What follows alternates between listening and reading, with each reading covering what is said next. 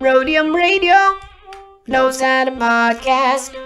Roadium Radio knows how to podcast. In the city of Wilmington, we keep it rockin'. So come on, shake it for me, CALI. Yeah, Dr. Dre is in full effect, and I gotta tell y'all a little something. Eazy-E is down with us. MC Ring, you know he's down with us. DJ Yella is down with us. Arabian Prince, you know he's down with us. Tony A the Wizard is down with us. JJ Fag is down with us. Timmy T, you know he's down with us. DJ Pooh Boy is down with us. Toddy G and Spade, they're down with us. My boy Ice Cube, you know he's down with us. I like to mention, so pay attention to where I'm from, Compton, but the tapes are from the Roadium. My name is Dre, listen while I play. And by the way, I'm also down with NWA. Yo, Steve at the Roadium is down with us. Slanging funky tapes, it is a must. We're number one. Tony A. Tony A. When you're ready, go.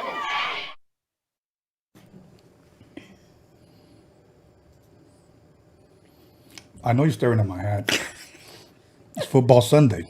You got to support my team. My team is up. Okay. I know it's only halftime, but welcome to Roadium Radio, episode 93.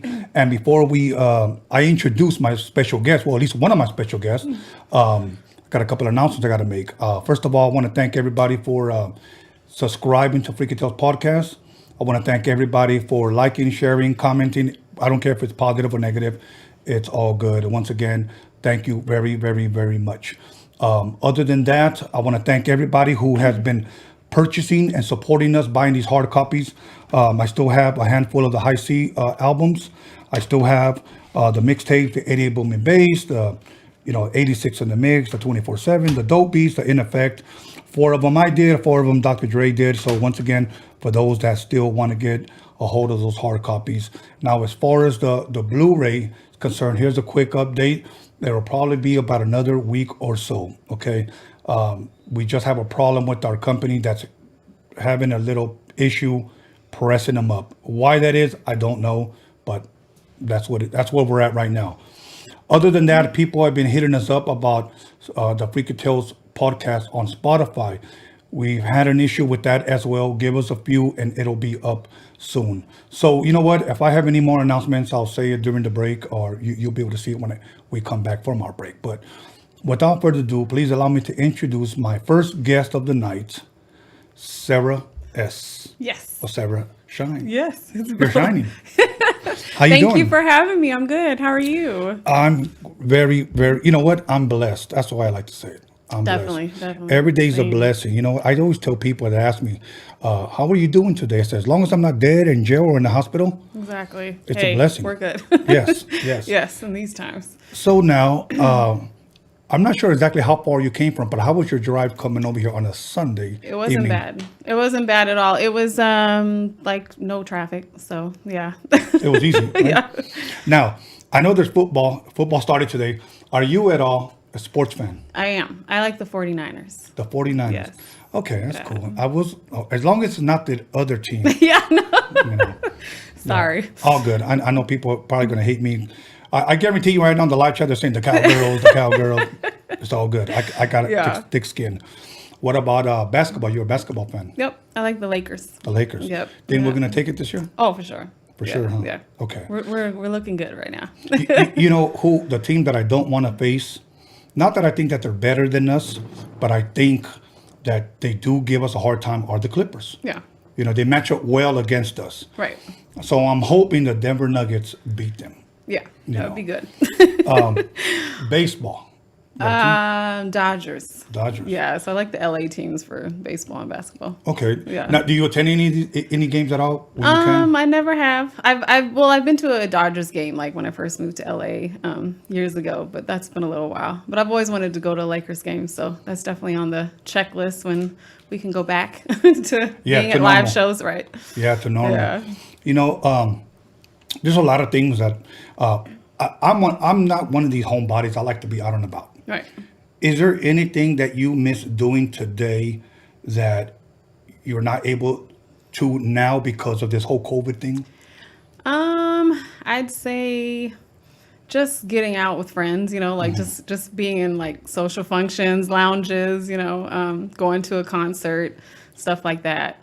I'm more of like kind of a homebody anyways when I'm Okay. not performing or working. So Okay. it hasn't made a huge impact, but I've been able to like work from home and figure out creative ways to like sing and do live shows from home. So I've been getting more like on that tip, just trying to be creative in a sense where you can just come up with new things, Yes. with the new world, with what we're going Yeah. through. So yeah. And one thing that I tell people, because there's a lot of people out there that have this like idea of like, well, I'm not going to do nothing until this whole COVID thing passes. Right. But honestly, right now, you should be learning a new hustle. Right. You know, Definitely. We you have sh- some time to prepare. Yes.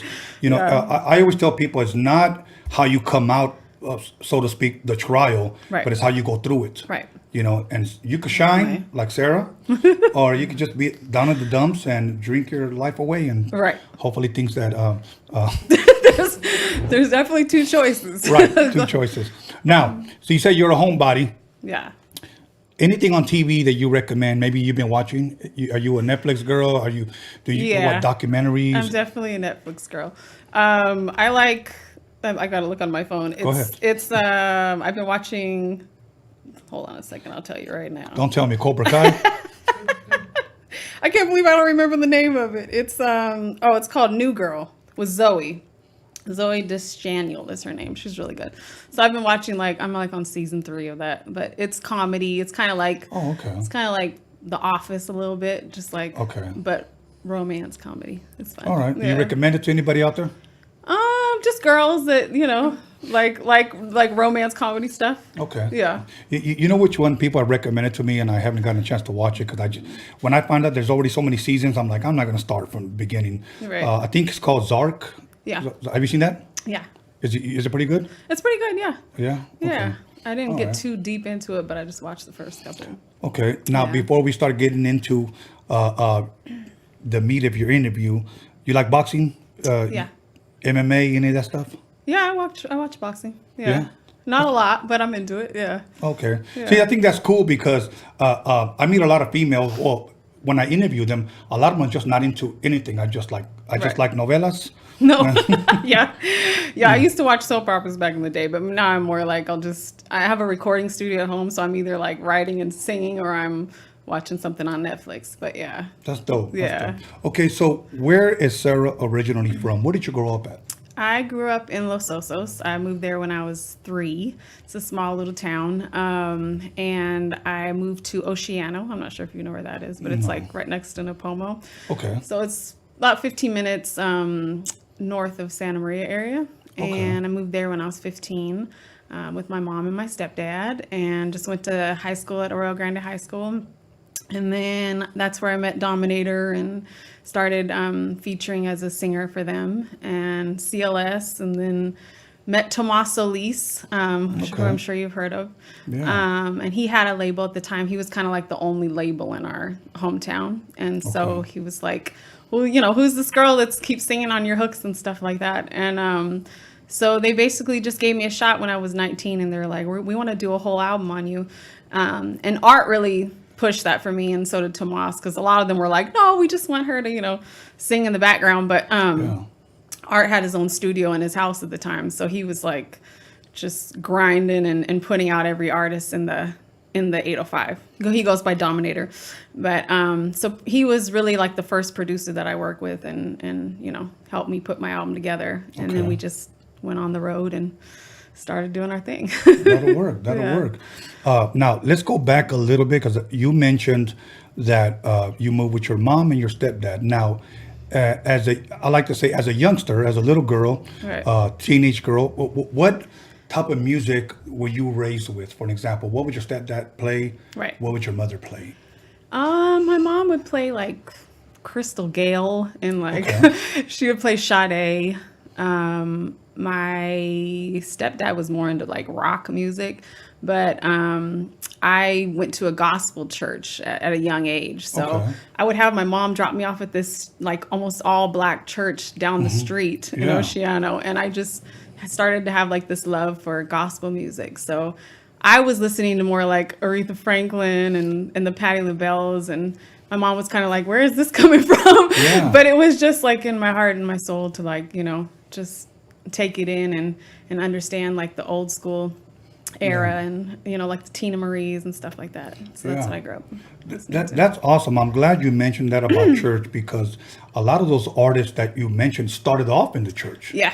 A lot of them. Yeah. I mentioned this in a previous interview. I believe it was Sam Cooke. If I got it wrong, forgive me. Somebody correct me. Yeah. I know he started off in the church. Yeah. And he was told in this documentary that people can watch on Netflix Right. that his pastor told him that if he goes out into the world and sing or whatever, Right. or you could sing for God or you could sing for the world. It's up to you. And he said, I want to sing for the world. That's what he said. Right. And I guess he ended up making a lot of hits. We all know his music, but he ended up coming out here, became an artist, and ended up getting killed at a hotel. Oh my gosh. Yeah, Yeah. very, very sad. Wow. Yeah. Yeah. And that's what intrigued me to watch the documentary, because I really wanted to know all the details of it. Yeah. I had just heard he had gotten killed, but he was raised in the church. A lot of it, like Elvis too, sang a lot of Yeah. gospel music. Yeah. Now, let me share with you a quick story about me. Yeah. I was maybe 21 or 22 when a friend of mine invited me to an all-black church as well. Mm-hmm. As a matter of fact, it was called Greater Bethany in LA off of Manchester and Hoover. Okay. Like right in the hood. Right. And I go. And boy, let me tell you something. They can worship there. Yeah. They can really, really that's, worship. That's where I learned like the runs and the, because they just let it all loose, and I think that was the best place for me to learn like how Yes. to really open up and sing. And you know what? Yeah. They had this B3 Hammond organ, and I could have swore, that Al Green was in there singing, Right. that because that's how good it sounded. Yeah. So when you said that and you mentioned a lot of these artists, I'm thinking that's where a lot of these artists, believe it or not, I believe, at least in my opinion, got that sound that came from the church, and they brought it into the world like Sam Cooke did. Yeah, definitely.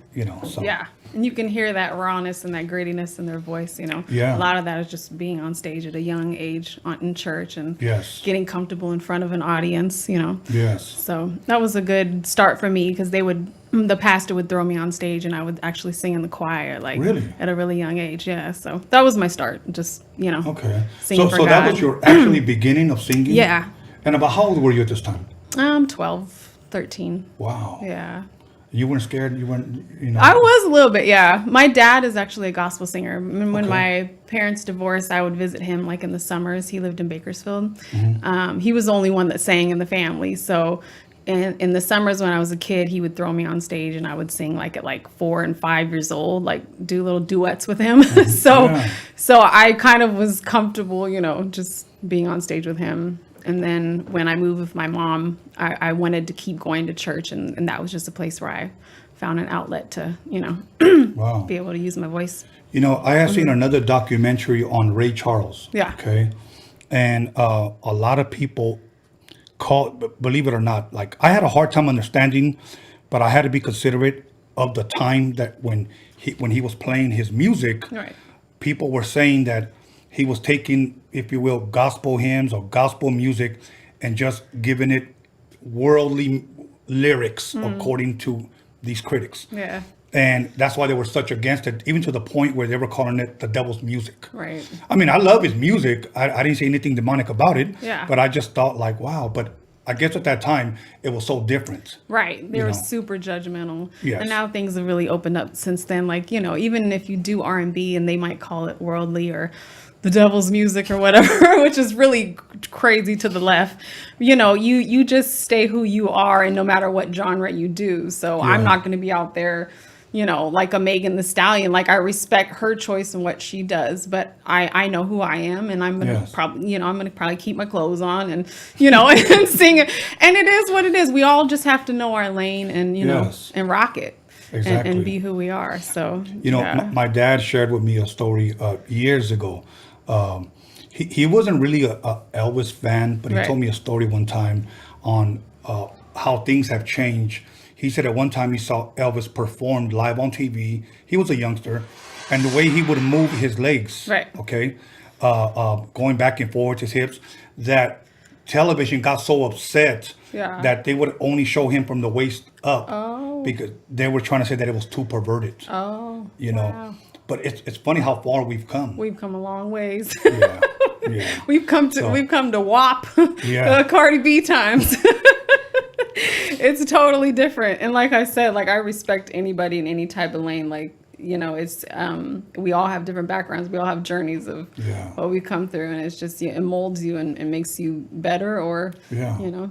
So now you were going to this church, and how did the church find out at the time that you sang? Did they just ask you that you volunteer, or? I volunteered. They had like Okay. tryouts, and I volunteered, and they're like, this little white girl, you know, she can, I'm half white, but they're like, you know, she could sing, like that's crazy, because I kind of had a stronger voice back then too, because my father was kind of, you know, showing me that Okay. world when I was young. So I had the confidence, and I just didn't really know how to like let it out though, like Okay. in a powerful way. So just, you know, studying the singers around me and just, you know, Okay. catching a vibe. And I got it. From that point on, where did Sara go? Did you were you interested more into singing? Did you start writing your stuff immediately, or were you covering other people's songs at the time, or? I started writing poetry, so I had like 3 really big poetry books, and I was Okay. like just doing that at night when I was a kid. Like I didn't know where it was coming from, but I would hear songs like by Janet Jackson and Paula Abdul. Those were like my Yeah. favorite singers at the time. So I'd start writing like love songs and stuff like that, but never had a beat to put them to, because I was so young. I was like Right. 13. I didn't really know about a studio and things like that. Okay. But my mom would always find me in my room, like, you know, writing poetry or listening to a girl singer. Yeah. So I guess to answer your question, I just like, when I was 14 and moved to Oceano, that's when I met Dominator and started. Actually, I'm sorry.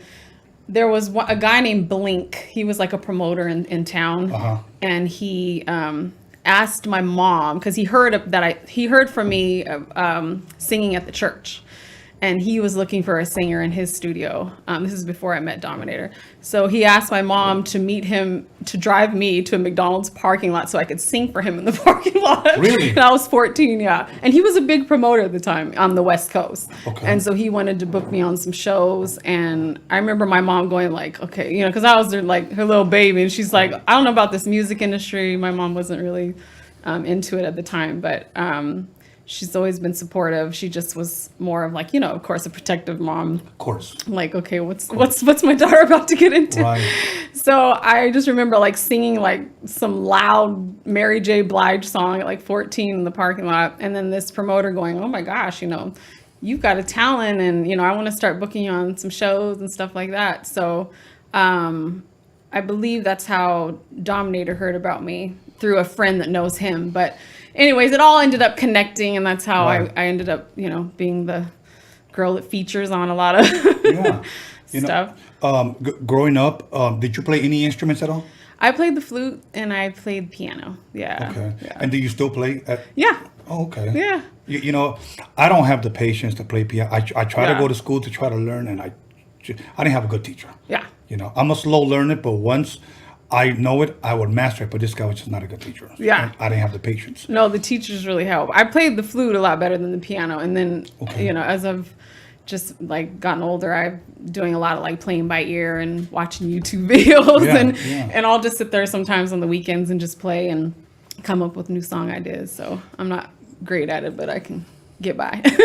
That's good. That's good enough. You said something that stood out to me, that you would write poetry. Okay.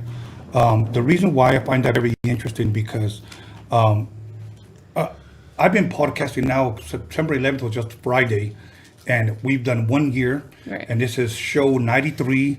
And I've interviewed a lot of people here. Yeah. A lot of rappers, when I ask them, how did you first start rapping? Many of them say, I started with writing poetry. Yeah. Yeah. You know, so and I know Pretty common, yeah. Yeah, it's pretty common. Yeah. Like, since I'm not a rapper or a singer, I find that somewhat fascinating. Right. You know. Yeah. So, do you still write poetry at all? I don't. I think I've Okay. just turned that into songs. You know, now when I do write something, it's always, Mm-hmm. you know, for a project I'm releasing or a single or something like that. Okay. So, yeah, I think after I put out that first album, it's like I just got straight into songwriting, and I was writing for other artists as well as the years went on, you know, just doing features and, Okay. yeah. Okay. And about what age would you say you got into the studio and started recording? I was 15. Okay, Yeah. 15. Do you remember what you sang or what you were who you were singing for? Yeah, it was with Dominator, and it was a sample by. So I know you- he would know. You've but been on he- him this long? Yeah. Yeah, Wow. it's like my brother. But he always flipped samples because he had so many records like you. He just had he still does. He has Yeah. in his home studio, he's got just a wall full of records because he was a DJ first. So Yeah. he would just be like, okay, I know what song we're going to make on you. He'd pull out a record of, could be Stephanie Mills, whatever. He'd flip it, make it his own, and be like, let me see what you got, And what was cool is he would let me write and just like be myself, at that young of an age, like, try to come up with something. But he did write me a song called You're Number One on my first album, Just For You.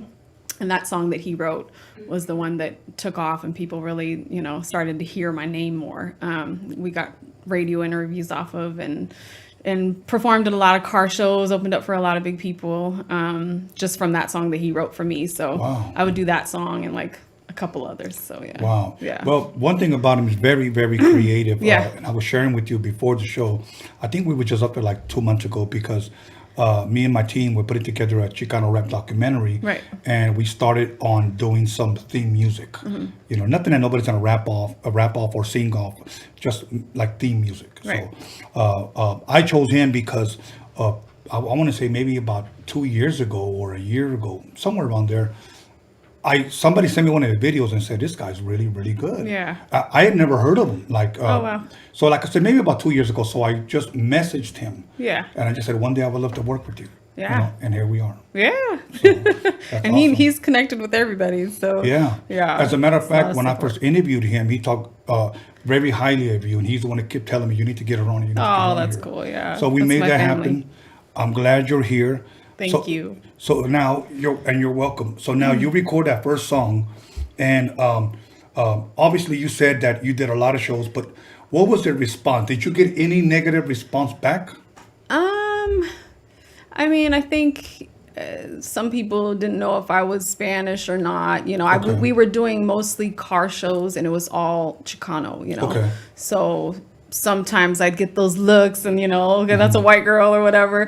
But I think just in coming into it, I felt like sometimes a little bit out of place. But just because I was raised from like a really conservative home with my mom and stepping in straight into the hip hop world, it was like my mom's kind of like, what was going on here? But she loved me, didn't judge me for it. But I think just coming from a church background and like just really going, okay, I'm gonna become this artist. It all really happened within like a year, and Really? I was singing a lot of just like over old school samples and touring with just like 10 Chicano rappers that were like on the rise and doing their thing, and we're open up for Night Owl and Lighter Shade of Brown and just all these names that were really popping at the time and still Right. are. So it was like, whoa, okay, I'm in this, Right. So it was a great learning experience, and I just kind of just started cultivating it from there, at age That's 15 awesome. and 16, yeah.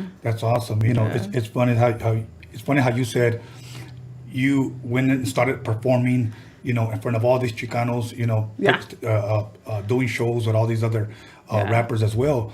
For me, it was somewhat the quite opposite because Right. when I first started, the rapper that I was working with was black. Yeah. The team that I toured with was all black. In 1991, when we took off, we did Texas and Detroit and Philadelphia. It was all black. Yeah. Even though I'm Mexican, but I'll say it for the sake of the conversation, I was the only white guy in the room. Yeah. So They look at the shade of your skin. Yes. But Yeah. you know what? Nobody ever like I'm sure they did it to you. I hope not. No. Nobody ever disrespected me. No, Nobody me ever said either. anything. If Yeah. anything, they kind of almost look like, wow, this person can get down. Right. Like I'm sure they felt that way about you. Yeah, they did. Yeah. Okay. Yeah. My father is Portuguese and Brazilian, and my mom is white. So. Okay. Yeah, I get the dark hair and the eyes from my dad. That's awesome. Yeah. So after that song, what happened for you next? Did you continue to work with Dominator, or did you venture out on your own? What happened from there? I stayed in the Santa Maria area until I was about 21. Okay. And then I moved to LA. So I was basically in the 805 doing music with them for probably a good 7 years, maybe 6 or 7 years. Yeah. Okay. And went to LA, tried it out, had some tough times, came back to the 805 and did another album, and then moved back to LA, and I've been in LA for 10 years now. So okay. Just a little back and forth, but I'd say like I knocked out, before I moved to LA the first time, I knocked out about 4 albums with Tomas Elise and Art's team. And so I went to LA, left the contract that I was in Santa Maria because they were kind of in breach and had a lot of artists that weren't really, going anywhere at the time. We had a more distribution overseas with another label, not Tomas's label, but they were called High Rollers Entertainment, Jerome Stevens. And him and his partner kind of like folded. So I was like, okay, what's my next move going to be? And I'd always dreamed of going to the city, and, LA is the closest, biggest city to where I was from. So I just kind of got this like, I'm going to do this, and my story is a story of like, a lot of struggle. I went out to LA and was told I was going to have a record deal with a very big label, middleman type situation where it didn't really work out. And I was kind of like in a position where I could either just go right back home or stay there and grind it out. And I actually slept in my car and toured as a backup singer for people. And I would take showers at the gym. I got a gym membership. I stayed in shelters in downtown LA and on Skid Row. I did that for a span of 2 years. Okay. So yeah, it was a challenging time. Okay. But yeah. Well, you know what? I know things are getting better. Yeah. And like I said earlier, it's not how you come out of it, but it's how you go through it. And sometimes we all go through these struggles. Yeah. For an example, and it's kind of leading up to my next question. I love music, like I'm sure we all do. Right. But sometimes the music business side of it, it really it's terrible. Yeah. It's terrible. Yeah. So when I made a decision in 2007, I just did a pretty much a year tour. Right. Okay. 2006 going into 2007, and I was getting paid, so it wasn't like I wasn't getting paid. Right. We did a New Year's show in Long Beach, and so I told the guys, I'm out of here. In my mind, I knew I was done with music. This is the first day of 2007. That night, I said, I'm out of here. And then they were like, all right, we'll see you tomorrow. And that's the truth. Wow. I took a 10-year break. Wow. I didn't come back like 2017. Wow. And I said to myself, I'm not going to come back to do music. If I'm going to do something, I got to revamp. You got to always change it up. Right. So I came back as to direct a documentary, and I did it. Okay. Now, this documentary, we have never received one negative response. Wow. That's Not incredible. one. That's incredible. Now, the reason why I asked you earlier about when your first single came out, that you would all receive any negative response, because when I produced this record, and we were signed to one of the biggest record labels in the world, which was Disney, I only got one bad remark. Oh, wow. And the guy told me like this, that album was fucking whack. Wow. So I just told him like this, why don't you tell me how you really feel? Yeah. But really what happened was, I think this person was just upset because I was making money driving a brand new Mercedes-Benz, living by the beach, and I was touring. You're doing good for yourself. I was doing good. Yes. So I can kind of understand that. Back then we didn't call it hating, we called it jealousy. Yeah. You're just jealous. Yeah. And it is the same thing You today. have those. Oh, yeah. You still have them today. thing, Yeah. It But makes you stronger.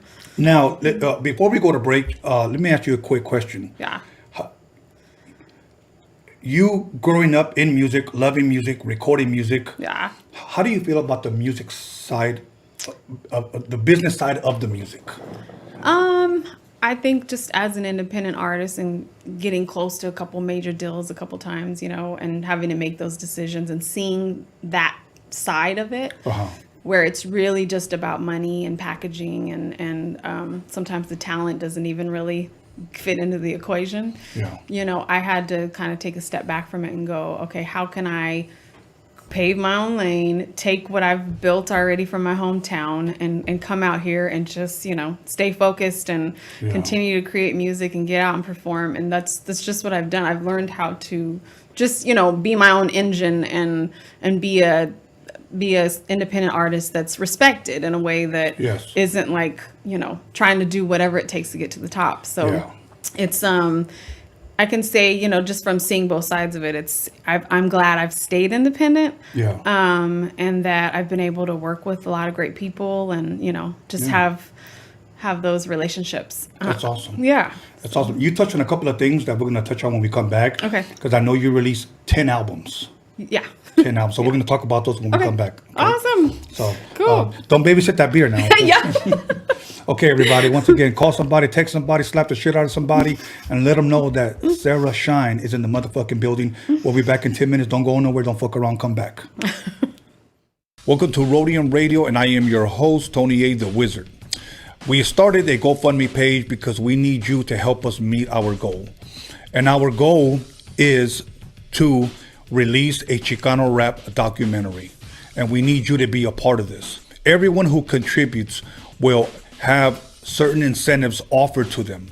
For an example, I'll name one. Your name will be on the credits of the film. Everyone who gives, everyone who contributes, their name will be on the credits. That's just one thing that we have to offer. But yet, if you read the description, you'll see other incentives for your contribution. If you've seen the Roadium Mixtape DOCUMIXERY, you will not be disappointed with this documentary, shining light on Chicano rap, the Chicano culture. It is something that can be used as an educational tool now and in the future. So once again, help us meet our goals so that we can start production. And remember this, we have a voice and we will be heard.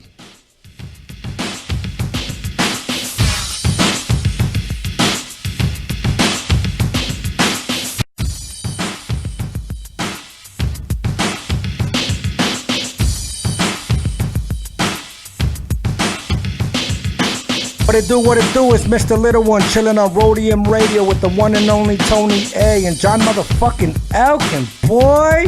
Hey, what up? It's your boy Mr. Shadow. You're watching Roadium Radio with my homeboy Tony A the Wizard. You know what time it is. Yeah, what up? This is Mr. Night Owl, and you're listening to Roadium Radio with the legendary Tony A the motherfucking Wizard. Yo, what's cracking? Nosotros somos Aqua y estamos aquí con Tony the Wizard. You know Roadium Radio, damn it. You know what it is. Yo, what up? This is Mellow Man Ace and Padrino, and you tuned in to Roadium Radio with my man Tony A. Keep it locked. Yo, what's cracking? It's your boy OG Arabian Prince from the world's most dangerous group, NWA. Sitting here with my boy Tony A the Wizard on Roadium Radio. What's up, everybody? It's your homegirl Magic Girl, and you are now listening to Roadium Radio with Tony A the Wizard. Yo, what's up? This is Bozo, aka Emiliano. You tune into Roadium Radio on Tony Viz's YouTube channel. Let's get it. What up? It's Mr. Soto. You guys are now in tune to Roadium Radio right here on Tony Vision on YouTube. Yep. Check it out. This is MC Poncho on the MIC. Shout out to Tony A the Wizard, Roadium Radio. You already know. What up? This is DJ Trick, Spanish Fly, and you're watching Tony A on the Roadium Radio Show. Big G, Roadium Radio, Tony A in full effect. Stay tuned, watch, listen. That's how we doing it over here. Yo, what up? I'm out here. This Big Daddy Swoles. I'm jamming with my man, Tony A the Wizard, out here on Roadium Radio. The podcast is off the hook. Check us out. This is DJ Clientele, and you are listening to Roadium Radio with Tony A the Wizard. Yeah, this Baby Bounce here with Tony A the Wizard. You are now tuned in to the Roadium Radio. We do it for the people. You hear me? Mic check. Ernie G from Proper Dos, and I'm listening to Tony A the motherfucking Wizard on Roadium Radio. And if you don't know, you should know. What's up, everybody? This is Soren Baker. I'm the author of the book, The History of Gangster Rap, in stores now worldwide. And you're listening to Roadium Radio, hosted by Tony A. Make sure to check it out. We talk about the Roadium Mixtapes. We're here. Soren Baker, Roadium Radio. y'all? This is Rudy Gregg, and I'm chilling with Tony the Wizard on Roadium Radio. Hey, this is Swifty Blue. I'm right here at Roadium Radio with Tony A the Wizard. Stay tuned. It's the KAS here live on Roadium Radio with the one and only Tony A the Wizard. What up, y'all? This is Kiki Smooth, the first Mexican rapper out of Compton, rich and ruthless, and you're listening to the Roadium Radio with Tony A, the Grand Wizard, El Mago himself. Hey, Compton's in the house. What's up? It's Quete Yes Guy with my Harbor Ottawa homeboy Tony A the Wizard on Roadium Radio. Yes, Guy. Hey, what's up, gente? It's your homeboy Duende. You're tuned into Roadium Radio with my homeboy Tony A the Wizard. Ya te la sabes, wey. What up, what up? It's your boy Baldachi the Beast, F for Music, face of LA, right here at Roadium Radio. Make sure y'all tune in. Your boy Tony A the Wizard. This is Kelvin Anderson, owner of the world famous VIP Records, and you listen to my man Tony A the Wizard on Roadium Radio. Yeah, what up? It's Lil Black, you the brown super baller, and you checking out Roadium Radio with the homeboy Tony A the Wizard. Yo, what's cracking? It's your boy OG Big Wicked, Real Ones Apparel, Orange County. Out here with my boy Tony A the Wizard, Roadium Radio. So make sure to peep it. Peace. Que tranza raza, aquí su servidor, Sinful El Pecador, and you listening to Roadium Radio with my boy Tony A the Wizard. Check, what's up? It's your boy Capital I Man from the Mexican Crew, and you're tuning into Roadium Radio with my boy Tony A the Wizard. Motherfucker's a legend. Bah! What's up, y'all? This is Chris the Glove, and you're watching the Roadium Radio Show on Tony Vision on YouTube. What's up? This is Mr. D on Roadium Radio, kicking back with the homeboy Tony A. Yo, this is Fancy the Boss. Tune in on YouTube at Roadium Radio with Tony A the Wizard. What's up? This is Leo Farsayer, aka the Dragon, the Serpent, the Spear. I'm on Roadium Radio with my boy Tony the Wizard. Hey man, Nick V and Eric V, the Baker Boys in the house, hanging out with Roadium Radio and the one and only Tony the Wizard. Tony the Wizard, aka Kylo Ren, right here on YouTube, Sundays and Wednesdays. Tony Vision, subscribe Tony now. Vision, yeah. Boys, big baby. What's good with it? This is Old Creep, aka Jay Stompanato. I'm putting it down for Orange County on the Roadium Radio Show by West Coast legend DJ Tony A. We up and out this bitch. What's up with it, dog? It's West Coast Gilly on Roadium Radio with the legend Tony A the Wizard on Tony Vision. You know what it is, West Coast to the fullest. Believe that. What's up, everybody? This is Stefan Royer listening to Roadium Radio with Tony A the Wizard. Yo, what up? It's your boy Doughboy Tony. You tuned into Roadium Radio with West Coast legend Tony A the Wizard. What up? It's your boy Lottie the G, straight out of Santa Ana, CA, and we're right here live in the mix with the West Coast legend Tony A the Wizard on Roadium Radio, Tony Vision on YouTube. Yo, what's up, world? This is Cool 187, above the law in the building. And you tuned in to Roadium Radio with my man Tony A the Wizard. Blah! What's up? This is Darren Vegas. You're on Roadium Radio with Tony A the Wizard. Real West Coast hip hop history right here. Yo, what up? Sleepy Malo in the house, here at the Roadium Radio with my boy Tony A the Wizard, giving us our voice back. One of the realest motherfuckers I know. What's up, homie? It's homie Frankie Quinones, aka Creeper from Cholo P. And you're listening to Tony A the Wizard on Roadium Radio. That's what's up right there. Hey, yo, what's up, man? This is Scooter the Savage. I'm right here with Tony A the Wizard, Roadium Radio. Everybody stay tuned, man. It's a motherfucking hit. Yo, shout out to Roadium Radio, Tony A the Wizard, your boy Pablo Nunez right here in the studio. Be about it, people. ¿Qué onda, muchacho? Ahí viene este miro. King with the Blaxican and Negrito de los Angelitos, and you're checking out that Roadium Radio with Tony A the Wizard. ¿Qué hubo, Raza? This is Wicked from the brown side here on Roadium Radio with Tony A the Wizard. You know. What up? It's your homeboy Infinite TGM, chilling with Tony A the Wizard on Roadium Radio. Make sure you guys go check that out. What up, everybody? This is Wicked Baby Doll, and I'm chilling with Tony A at Roadium Radio. Check it out. Make sure you subscribe on YouTube and follow him on Instagram. What's good? It's your boy Spanky Loco, and you tuning in to Roadium Radio with that motherfucking legend, Mr. Tony A. You know what time it is, West. Hey, what up? This is Rebello the Dome. And this is Dominator. And we came straight from the 805 ready to slap that motherfucking meat on your grill, bitch. Roadium Radio, Central Coast Click. What up? What up with it? This your boy OG Magoo, Los Angeles airbrush artist, Big Chillin' on site with the homie Tony the Wizard on Roadium Radio. All gas, no brakes. Let's get it. Man, you now listening to LA Icon, man, right here live with Tony A, the motherfucking wizard on Roadium Radio.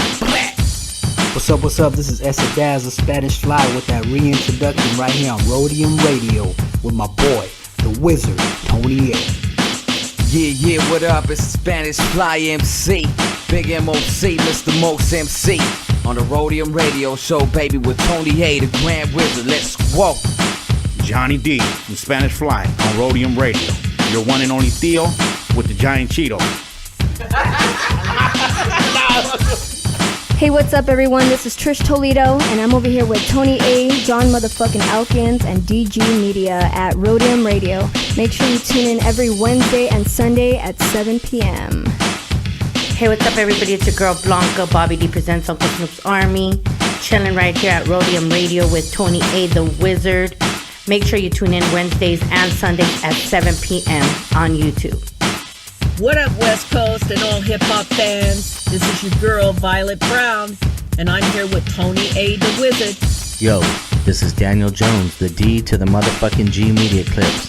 Here with your boy, Tony A, the Wizard on the Roadium Radio Show. Check, 1 2 1 2. This is Raza Live, and you are in tune to the sounds of Tony A, the Wizard on Roadium Radio, West Coast. Yo, what's up? This is John motherfucking Elkins, and you're tuning in to Roadium Radio with my homeboy, DJ Tony A, the Wizard.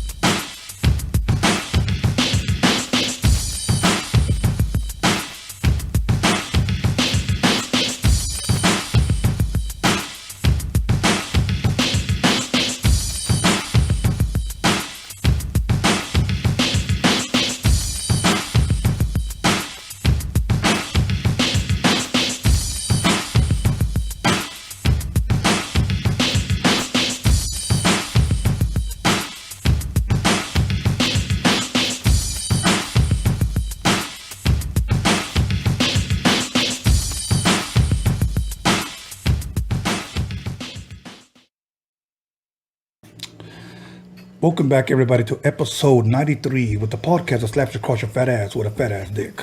And I am Tony A, your host, and we're back now to Jack Off Arm. We're going to go ahead and jump butt naked right back into it. So, without further ado, Sarah Shine, how you doing? Good. How are you doing? Did I make you Love laugh? the intro. That was great. Oh, thank you. I practice that all the time in the mirror, every day in the morning. I can tell. You got it down. You know what? I was looking at your bio, and there were some things that, like, and usually I have a pretty good, like, photographic memory. I never have notes here. But there were just some things that I needed to point out that I first of all, I think are very, very interesting. I think your fans or people that are going to be your fans tonight should know you've released, I guess, with an amount of 20 years, 10 albums. Yes. Okay. Yeah. Your first one you released in 1999, and if I'm correct, Just For You. Yes, that's correct. Okay. Yeah.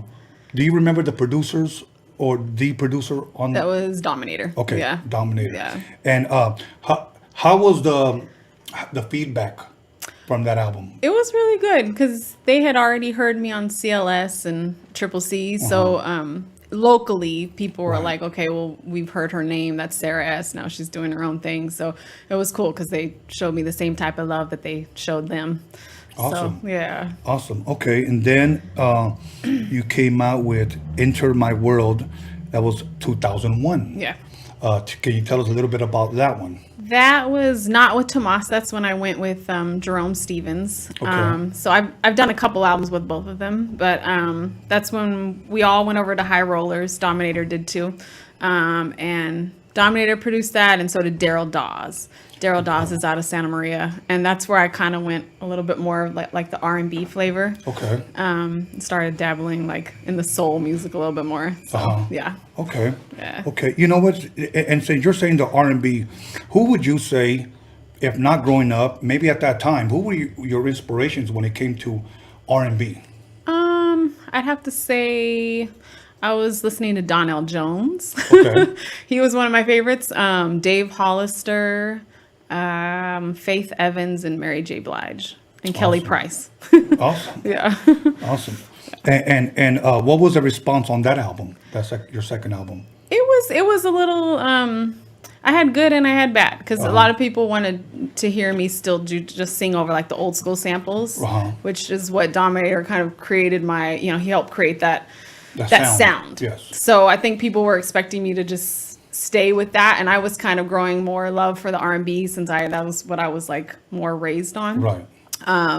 So I was just trying out a new genre, but still keeping that Sarah S sound too. But I got positive response. Just more of like what direction is she going? But it was good.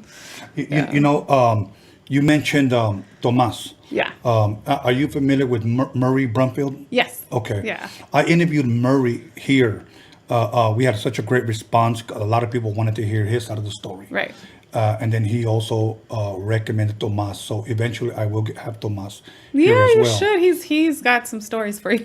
Yeah, and you mentioned CLS? Yeah. Okay. For the people that are watching right now that request them a lot, Right. I'm just going to say it, and I'm glad Dominator's watching. I had booked them, Yeah. but they had canceled due to, I guess, the coronavirus thing. Oh, okay. Okay. Okay. And I'm just waiting now. They're interested in doing it again, so I'm letting the fans know. But I'm just waiting on their date. Nice. So Nice. they will be here. Yeah, they're great. So now you had Sugar and Soul. No, I'm sorry. The New Beginning, Yep. 2006. And that was back with Tomas. Okay. So Jerome Stevens and Tomas were like the two labels in the city. Mhm. They kind of were a little bit in competition, but Jerome did more shows and he started up a studio. And so we were kind of like working with both teams at the time. And Dominator was also working with Jerome. So I was kind of like, like working with, they were like my brothers. So where Yeah. they went, like I went, basically. Both of the teams like were having, problems financially at times, because when you're a startup label and you're trying to like get behind, all these artists that don't have a name and you've got to promote them to a huge level. Sometimes there's, things that come into play where you're like, okay, I think I'm going to work, over here with these people. So we stayed loyal to each other as a group, but we weren't always with like the same, financial backing. Okay. But we were with Tomas or Jerome basically. So yeah, but that was with Tomas Solis, and that's the last album that I've done with Tomas since. Okay. Yeah. I see the album before that was released 2001. Right. This was released 2006, 5 years. Right. Why so long? That was when I moved to LA. Okay. Yeah, and actually, that was before Sugar and Soul album, right? Yeah. Yes. Okay, no, so I hadn't moved to LA. I moved to LA right after the Sugar and Soul album. That's because I left the Tomas situation, and I was doing more features and stuff for a lot of people. Yeah. Staying busy. Yeah, I'm out on 450 features right now in Wow. the Chicano rap world.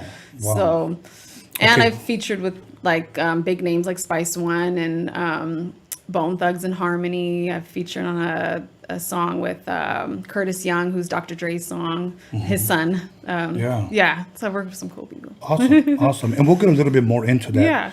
Yeah. Sugar and Soul released in 2008. Can you tell us a little bit about that one? I think you said that was the last one you did with Right. Tomas. Okay. Right.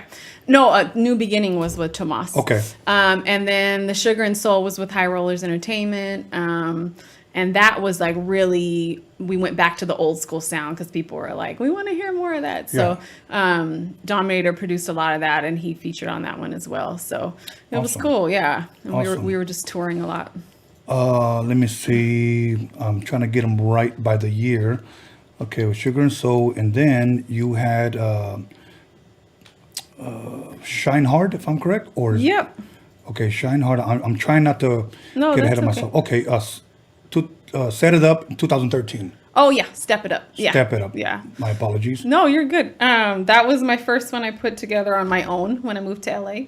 Okay. So I started, during that time between Sugar and Soul and that album, I had a meeting with Babyface, and I had a meeting with Clive Davis's team and was trying to get a record deal, like really trying hard to get signed. And the contracts were, they just weren't great at that time for me. It was more like 360 deals, we're going to throw a single at you and hope it goes well. And, and sometimes I'm like, man, maybe I should have took that chance, but I decided not to sign for different reasons. But I was more like just doing showcases, like really heavy. I had met Rick Hard when I moved here. That's when I was actually sleeping in my car and I was waitressing at Roscoe's Chicken and Waffles. Because I was like, people come to eat here, like industry people. And that's how I got actually my first backup singing job for Ricky Fonte, because his manager used to always go in there and eat chicken waffles. So I was passing out my demos while I was waitressing there. Like when someone would leave, I'd leave my CD on the thing, and the manager didn't know I was doing that. But I was like, shoot, I'm going to see who I can meet. So he came back in after he'd heard my CD and he asked me to sing outside on my break. And then he was like, we're looking for a backup singer. You're going to have to quit your job because we're going overseas like in 2 weeks. And we like your sound and look and everything. And I was like, I'm out. But I was living in my car. So I literally had to park my car with all my clothes in it, grab like 2 weeks worth of clothes at a time, go on tour, come back, move my car around to another block so it didn't get towed, grab my shit, go back on tour, come back. People had no idea I was living out of my car. Wow. Yeah. Wow. Yeah. Step It Up, 2013. Then you came out with Shine Hard, 2014, the following year. Right. You put that together as well? Yes. Yeah. Okay. Yeah. Then you came with Raise the Bar, 2016. Yeah. Tell us a little bit about that. Why did you name it Raise the Bar? My producer that I've known for 13 years, almost as long as Dominator, he lives in Las Vegas. He's worked with a lot of people. He's released songs on Aaliyah, R. Kelly, Tank.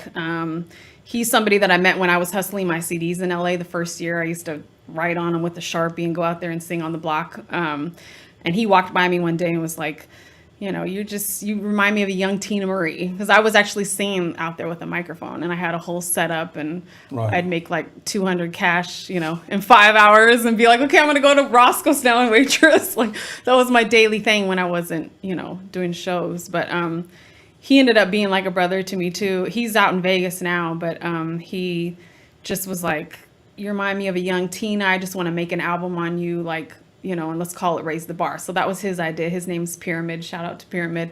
And those have been like my two producers. And Blame Ronnie. I don't know if you've heard of Blame Ronnie. We'll get into him because I'm most of my newer music is with him. Okay. But yeah, anyways, Pyramid put that album together for me. And that one was the first album where I went more like hip hop R&B. Okay. Yeah. Awesome. Then in 2018, you released Love Letters EP. Yeah. EP. And that was all financed by me. That's when I started like working with Blame Ronnie. Blame Ronnie's worked with a lot of people. Nipsey Hussle. If you look him up right now, he's on tour with Isla. She's signed, and he's worked with Sarati, who's signed to Jay-Z's label, and he's doing his thing, Right, so right. It's cool to work with a producer that's really in the game and is able to like, give me some pointers and give me some real heavy R&B tracks that I've been wanting to, be able to write to. Yeah. Awesome. It's funny you bring up Tina Marie. I'll share with you a little story about her after this. Cool. Now in 220, you have Soul Talk. Yeah. Okay, 2020. What did I say, 220? Yeah. 2020. Soul Talk. Tell us a little bit about that one, because obviously this was released this year. Right. That's also something I put together. So I definitely say it's more of like a mid-tempo kind of EP. Okay. I used to put full albums out, like those ones that I did before I moved to LA. But now in the industry, it's like very either single or EPs, 6 to 8 songs. And especially if you're financing it all yourself, it's more affordable just to, hey, I'm going to, push 2 singles, put together EP. So I put that one together, and I have Corey Royalty featured on that one. Mm-hmm. And he's out of Virginia. Johnny Capo connected me with him, and so was really cool to be able to like try out a new vibe on that one. That one's very heavy R&B. So I sometimes I go back and forth, like I said, like to the old school vibe and then to the R&B. And I'm just released a new single too. It's called Sweet Enough, and that's produced by Blame Ronnie too. So, awesome. Yeah. Right here it says, I read something very interesting. Written hooks for over 250 different independent rap and R&B. Yeah, that's an old bio. It's I'm up to about 450 now. 450. Yeah. Wow. Yeah. Shout out to Lil Wicked and Little One and Lil Rob. A lot of people that I've worked with, you know, like from San Diego. A lot of Chicano rappers. So yeah, I've featured on like Razzcast, people in the 90s that were, and they're still doing their thing, you know. Wow. Spice One was a great feature. I've always wanted to work with him. I worked with Rappin' Forte. You know, just if you YouTube my name under Sarah Shine or Sarah S, you'll see mostly features, and then you get down to the bottom and you'll start seeing my personal stuff. Yeah. Okay, you guys, Sarah Shine. Yeah. On YouTube, look her up. Okay. Now, a little quick Tina Marie story that I've shared here several times. Me and my friend Mellow Man Ace, lately we've been talking about releasing a song. In 1997, I produced a song. I was producing an album for Mellow that never got released. Oh, okay. And my good friend Violet Brown one day tells me, she hears a song and she says, you know what, you need to get somebody to sing on this track. And I said, oh, okay, like who? Right. And he said, I'll bring Tina by. Now keep in mind, Wow. I didn't know what Tina she was talking about. It could have been Tina from around the corner. Right. You know? You weren't expecting Tina Marie. Yeah. So That's I said, crazy. okay. He goes, I'll ask her and see what she says. Yeah. So the very next day, she walks up. Wow. And they walk into the studio. This was on city of Alhambra. Okay. And I didn't recognize Tina because Tina kind of walked in almost like just had like some jogging shorts, a really loose shirt. She's so chill. Yeah. Yeah, and just had her hair all slicked back. Yeah. So she says, I brought Tina here. And I was like, hey, what's up? And I said, you've been singing like for a long time? Yeah. And she goes, oh, yeah. You still didn't know who she was? Yeah. And then she pulled me aside. Violet said, that's Tina Marie. Right. And I was That's like, nothing to play with right there. and I said, I fucked up. That's what I said. You're like, you've been singing a long time. Yeah. I have some more stories like that where I goofed up. You know what I'm saying? So, but yeah, and then that's incredible. Goes, play the track. You met her. Yeah. Yeah, and I would say for at least a good year. Well, I had her number. She was staying in Pasadena at the time. Yeah. And since I collected a lot of vintage keyboards, right. One day she just calls me. She just says, "How you doing, Tony?" And I said, "What's up? Who's this?" It's Tina. And I'm like, "Tina who?" Yeah. Tina Marie. And I go, "You're a damn lie. Who is this?" You said you're a damn lie. You're calling my cell phone direct. Exactly. So I'm like, no. I said, who is it?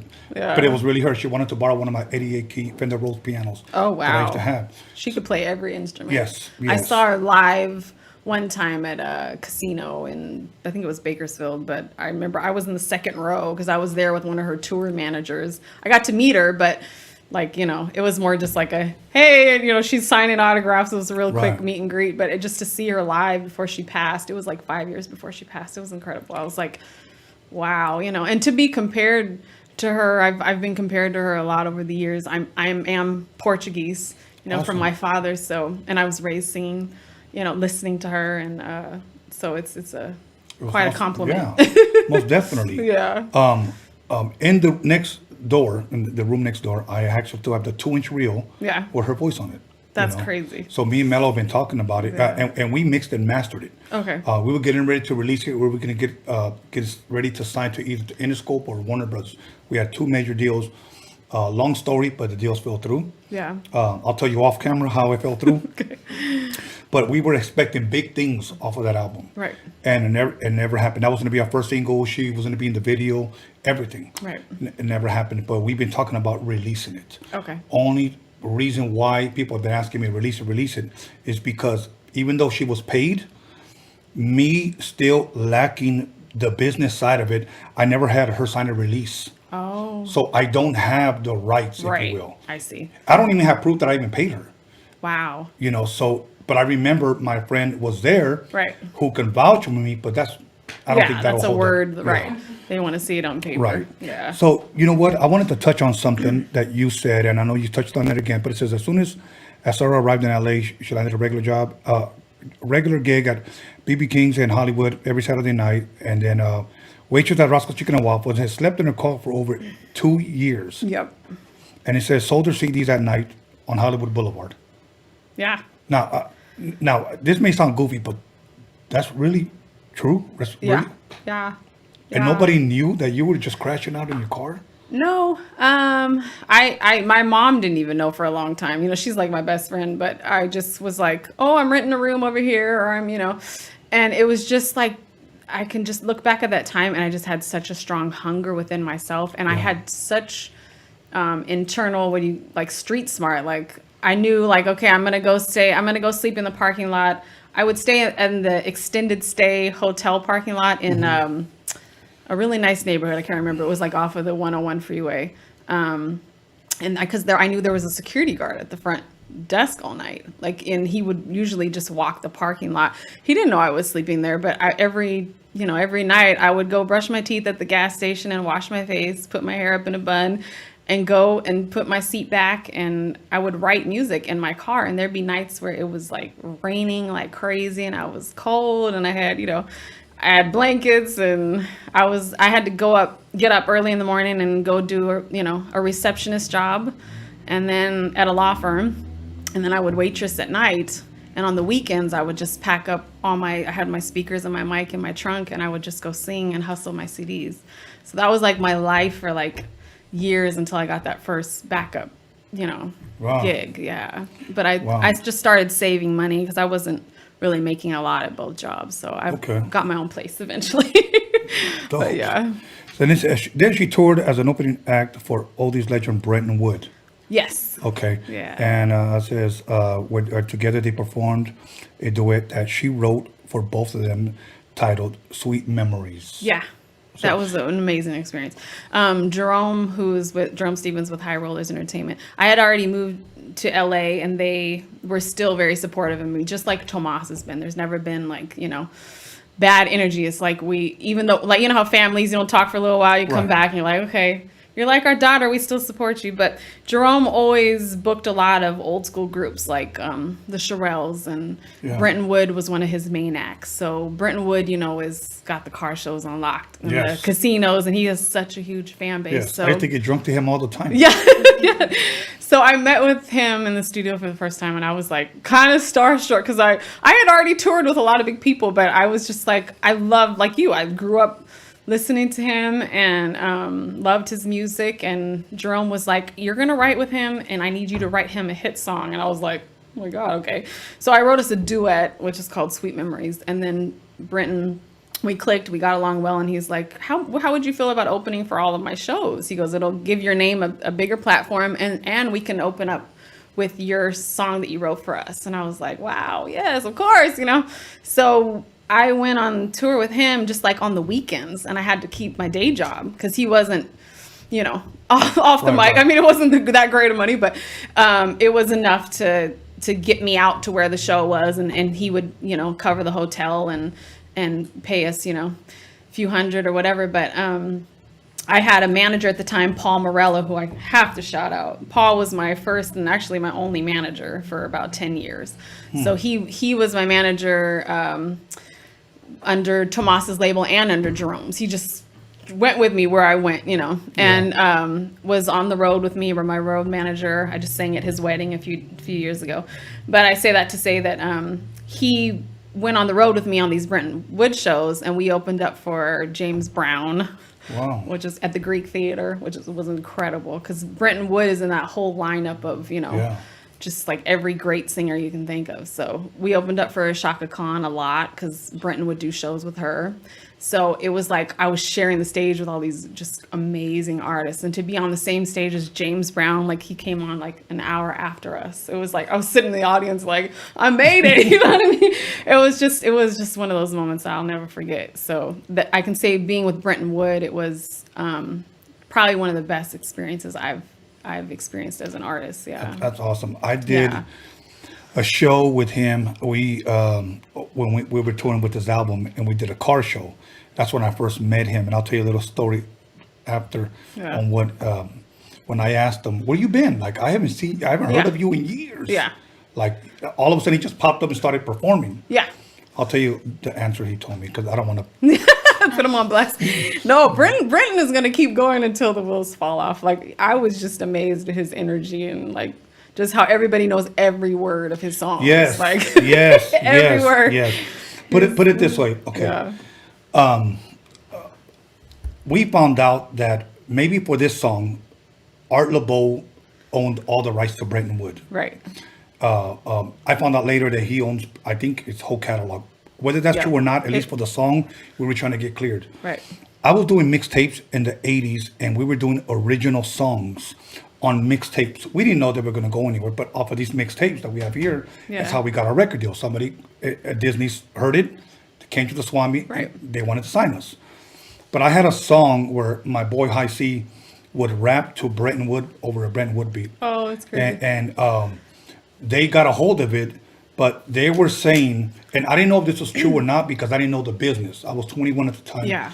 That the guy who owns the music wants everything. Yeah.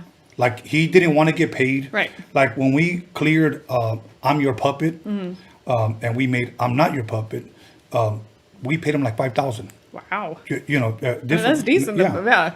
And then we did Billy Stewart Sit in the Park. We paid them $5,000. Okay. But this Brenton Wood sample, they wanted everything. Oh. So my attitude was like, fuck them, you know, take the shit off. Right. You know what I'm saying? Yeah. But and you have to make those calls sometimes. But that just goes to show how much I love Brenton Wood. I wanted to put him in my music. Yeah. You know what I'm saying? So, but I'll share that with you after what he said. Yeah. But now, you mentioned some of the artists that I was going to bring up. That you opened up artists for Chaka Khan. You said James Brown, Maya, Wu-Tang Clan, Casey and JoJo, The Gap Band, Destiny's Child, Morris Day, and The Time. Yeah. Any memorable moments? I know you mentioned James Brown. Yeah, that was incredible. I think that was probably one of my like big, moments. And then opening for Shaka and Morris Day was like incredible. He's quite an entertainer. He's quite an entertainer.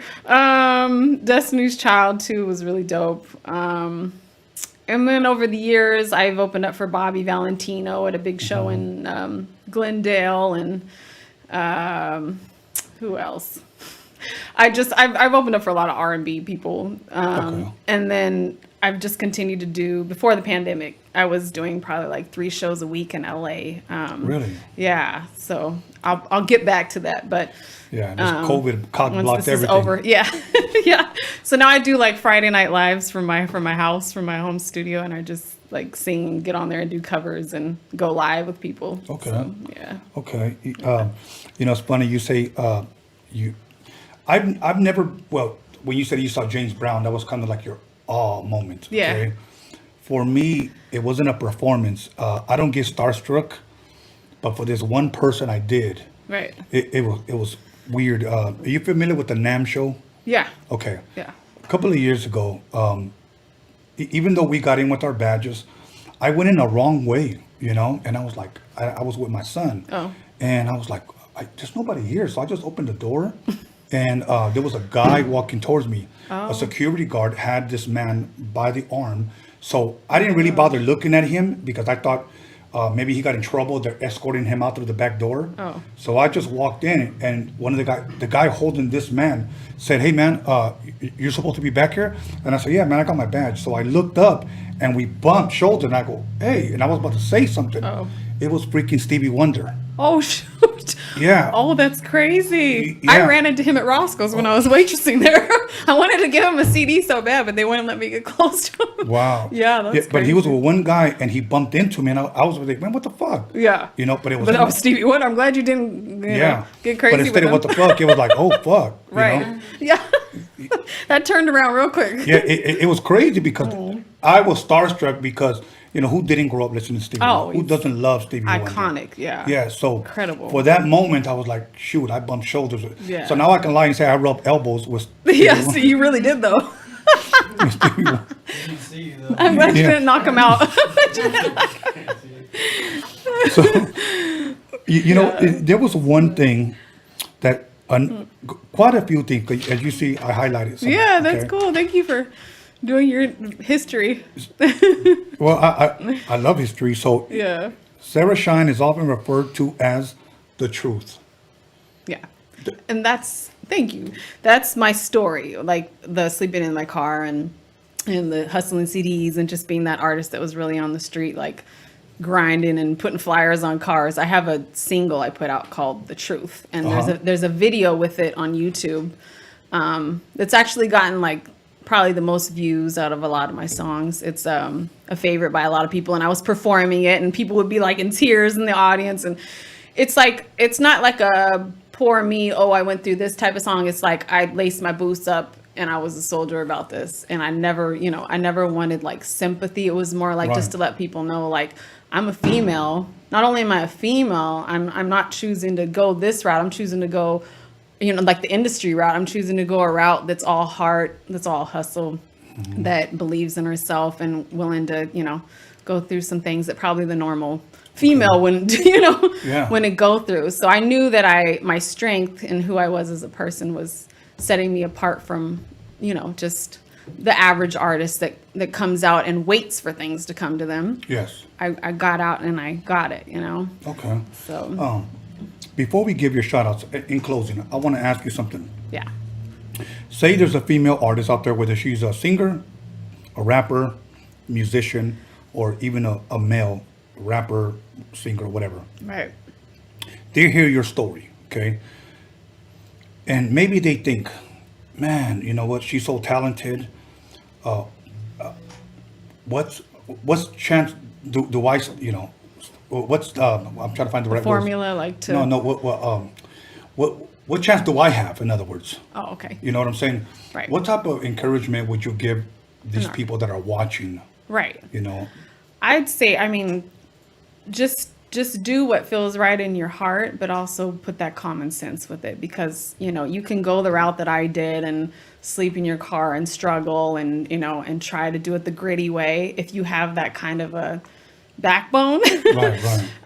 It's a harder way, but I can say that I don't look back on that experience and regret any part of it, because a lot of it molded me to be the woman that I am today, with integrity and values. And, I appreciate things a lot more, just relationships. And I can say to a young singer coming up, like, definitely move to a place. If you're in a small town like I was, there was only so much that I could grow and do back home. I had already featured on a lot of people's CDs, and I just knew, like, if I wanted to go to that next level, I had to make that move. And that's why I packed all my shit in my trunk, and I just was like, you have to just take risks, You do have to be a risk taker. Yeah. And you do have to have faith, and you do have to know what you're wanting to portray as an artist. Who are you? What's your purpose? What's your purpose in your music? Because a lot of us are writing to be a trend. I see a lot of artists coming up that are like, let me sound like Jeannie Aiko. Let me sound like her. There's a lot of girls that they're dope. I love them. I'm all about any type of R&B. Yeah. But I see a lot of women coming into the industry that are in that real mellow, safe zone type of singing. Okay. For me, soul is like, you belt it out. You go all over the board with it. You show your skills. That's what I was raised on, like, just real singers. So I just feel like, really hone in on who you are as an artist. Put yourself in a city where you can get discovered. Right now we're in a time where it's difficult, but there's a lot of stuff online to tap into, just blogs and just really, like, there's a lot of people selling packages these days to where you can get like inside email lists on submitting your music to Warner Chappell. Like, if you're a songwriter, it's really good to get in as a songwriter first, actually. Okay. I've made a lot of money as an artist just songwriting for other people. That's been a nice little chunk of change for me on the side as I've been pursuing my artist thing. So tap into what your God-given gifts are and just run with it. But if you choose the struggle route, it is going to be harder. Yeah. That's for sure. But have your backup plan and have some money saved up so that you're not out here, just trying to do whatever to get on. You've got to have a good head on your shoulders and know that it's not easy, because the people in the industry, like we talked about earlier, sometimes you'll want to say, I want to take a break from this shit, because it feels fake. It feels, you get all kinds of different energies thrown at you that you have to have thick skin enough to be solid in who you are as a person first before an artist. Yeah. You have to be solid in who you are. So awesome. Awesome. Yeah. This time, any shout outs you want to give? You want to promote your music? Where can people reach you? Your Instagram's popping up. I know they can follow you there. Yeah. Do you have Spotify? Are you on YouTube? I am. Yeah. Share all of that. Yeah. I'm on Apple Music, Spotify, YouTube. My Instagram is at SarahShine_official, and it's Sarah spelled SARA. Shout out to Triple C, Dominator, CLS, Tomas Solis, Jerome Stevens, Paul Morello, Ed Morello. Shout out to my mom, Diane, my father, Terrence, my sister, Andrea. I have one older sister. Love my family. And just shout out to every artist, just out there, just put in the work. And especially during these times, I just want everybody to stay safe and just, don't lose your passion for what you do. You have to be focused on what your next move is, no matter what's going on in the world right now. It's not going to slow us down from what our path is. So just stay focused on what you were set out to do before this all hit, and do your best at what you can. And I thank you so much for having me on. You are just I really appreciate your energy, your good energy, and just how much you show just the Chicano world alone, a lot of love, and everybody from hip hop to R&B. I've been following you for months now. Everybody's been telling me you got to get on there, and I was just so happy when you hit me up. So because I knew it was going to be more of an in-depth interview. I've done a lot of just kind of on the surface questions, but I appreciate you asking the questions you did and having me here today. So awesome. Thank you. Thank you, Sarah Shine, for giving me the opportunity to interview you. So it's truly been an honor and a pleasure. I wish you nothing but the best. Thank you. I hope and pray that when you blow the hell up, you come back, give us another interview. Of course, yeah. And real quick, I'm performing in New York next weekend. It's my first time going to New York. I'm opening for Dream Doll and Fredro Starr. So Dream Doll is off of Love and Hip Hop. But we're going to be at the Manleys in Brooklyn. So I'll be performing there next Sunday night, a week from today. Awesome. You'll like New York. I like New York. Yeah, I'm excited. So. Okay, everybody. Once again, we're going to go ahead and take a 10-minute break. So call somebody, text somebody, slap the shit out of somebody, let them know that Sarah Shine is in the building. Slap the shit we'll be back. We'll be back with our guest. Okay? Take care.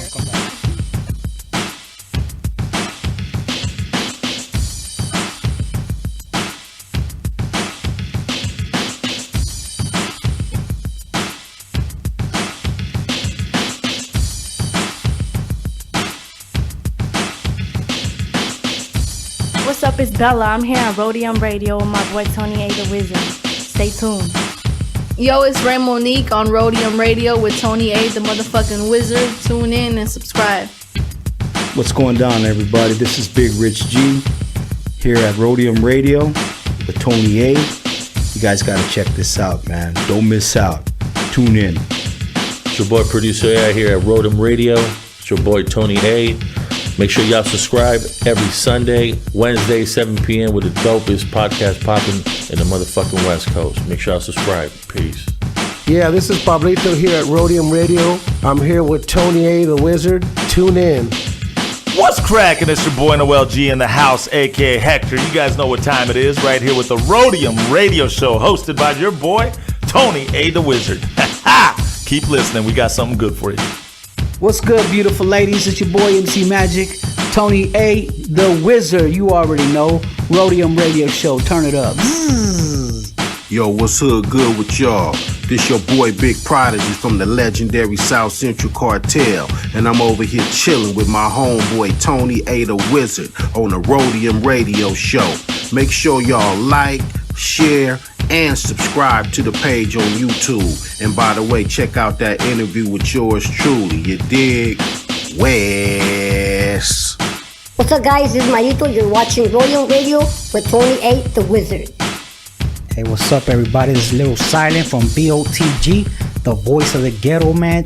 Tune in every Sunday and Wednesday to Roadium Radio. You already know, hosted by the legend himself, Tony A the Wizard, man. Just don't miss out, man. That should be active out here. What's up, everyone? This is Antonio Pelayo. I'm here at Roadium Radio with Tony A. the Wizard. Make sure to subscribe. Yo, what's up, everybody? LA Baseball Head here, also known as LAFC Soccer Head, chilling on Roadium Radio with my homeboy, Tony A. the Wizard. What it do? DJ Joe Cooley. You chilling with me, DJ Tony A. the Wizard, and Roadium Radio. You heard me?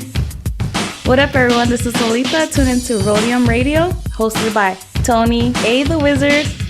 What up? Susie Q in the motherfucking building. I'm here chilling with Tony A, the motherfucking Wizard. Roadium Radio, YouTube. You guys check it out. Subscribe. Spank it easy. Yo, this is Shady Boy right here with Tony A, the Wizard on Roadium Radio. What's poppin' with it, family? It's your boy Jokes Loves Life, and you are now tuned in to Roadium Radio with the one and only Tony A, the motherfucking Wizard. That's right, love life, y'all. This your boy Weeto Trees, Roadium Radio in the house, Tony A, the Wizard. What's up? What's up? This is your boy Panther on Roadium Radio. Tune in with your boy Tony A, the Wizard, and make sure you hit that subscribe button. Yay. This is Murray Brumfield, aka Mexicali Slim, Familia Records, and you rolling with Roadium Radio with Tony A. Yo, what up? It's your boy DJ Kazam. We're right here live, Roadium Radio with my boy Tony A the Wizard. That's what's up. What's up, you guys? It's your girl Mariah Avila. I'm here on Roadium Radio with Tony the Wizard. Please subscribe, like, and comment. Yo, it's cracking. It's your homeboy, Mr. Motherfucking Junebug. And you just tuned in to Roadium Radio with Tony A, the motherfucking Wizard. And don't forget, subscribe to the channel. You know. Juvale Raza, it's your homeboy Hypnotic right here in Roadium Radio with Tony A, the Wizard. Make sure you subscribe, like, and do all that. Don't forget to comment. Much love. Yo, this is Grincho Brown on Roadium Radio with Tony A, the Wizard. Keeping this shit popping, all West Coast, all love. Shout out to my Raza, you getting it. Hey, look, this is Chunks, the San Diego All-Star, and you are now tuned in to Roadium Radio right here with Tony A, the Wizard. Tap in. Oh man, we right here live on the Roadium Radio with the homie Tony A, Royalty, Low Profile Records. Oh man. What's up? It's your girl Carolyn Rodriguez here at Roadium Radio. Make sure you tune in every Wednesday and Sunday to Tony A, the Wizard. What's up, y'all? This is DJ Tony G. You're listening to Roadium Radio with the homeboy Tony A, the Wizard. Roadium Radio. Yo, what's cracking? It's 2Max with Mexican descent, visionary shapeshifters, Good Life Project, Blowed, LA Underground Hip Hop. You're tuned in to Roadium Radio with Tony A, the Wizard on Wednesdays and Sundays. LA Hip Hop will save the world. Ooh, All right, what up? It's your boy King Cash right here at Roadium Radio with the homie Tony A, the Wizard. Make sure you guys subscribe. Yo, what up? It's your boy Trouble P here at Roadium Radio with your boy Tony A, the Wizard. Make sure y'all subscribe and tune in, West Coast. Yo, what it do? This your boy, Big Havoc. One Hood Admiral, South Central Cartel General. And you're tuned in to Roadium Radio with my boy, Tony A, the Wizard. Stay locked in. Hello everybody, this is Rocky Padilla. And you're listening to Roadium Radio with Tony A, the Wizard. Hey, what's up, my people? Hey, Trouble Kid right here, in the house. Shout out to Tony A, the Wizard, and shout out Roadium Radio. Much love. Thank you for having me. What up, world? It's YQ, Young Quicks, and right now you're listening to the OG Tony A, the Wizard on Roadium Radio. Make sure to keep it locked, subscribe, comment, hate. It don't matter, man. We getting to it. 805 stand up. Hey, what up? It's your boy Mark Cruz. You're now tuned in to Roadium Radio with Tony A, the Wizard, the Legend. Tap in. What's happening, everybody? It's your boy Queenie. You're tuned in to Roadium Radio. Check my man Tony A, the Wizard every Wednesday and Sunday. Stay tuned. Comment, like, subscribe, all that good stuff. You know what it is.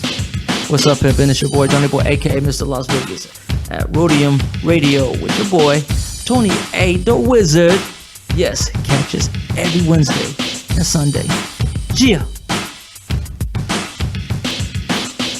Yo, call somebody, text somebody, slap the shit out of somebody. Let them know that Roadium Radio is live up in this biatch.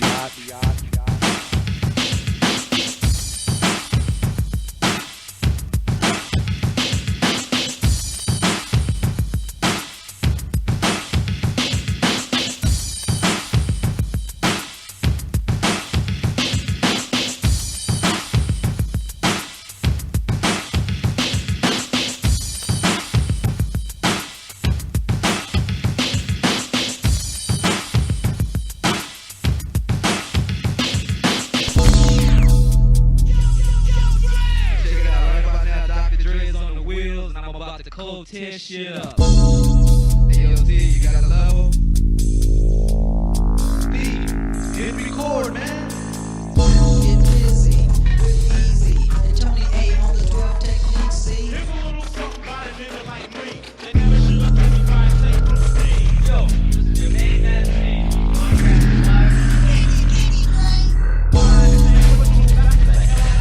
You don't like Tony A or fuck. I'm rocking shit at the Roadium.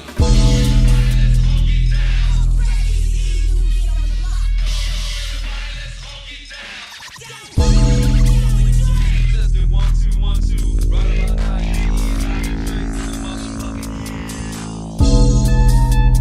drop that baby.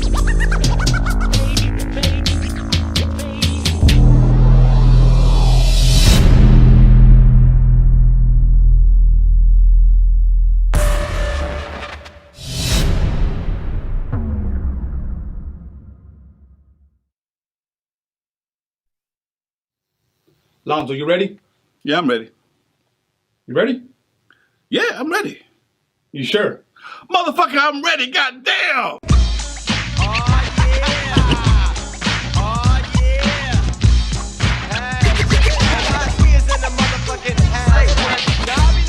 Like it ain't shit, cause I'm a player motherfucker named DJ Quick.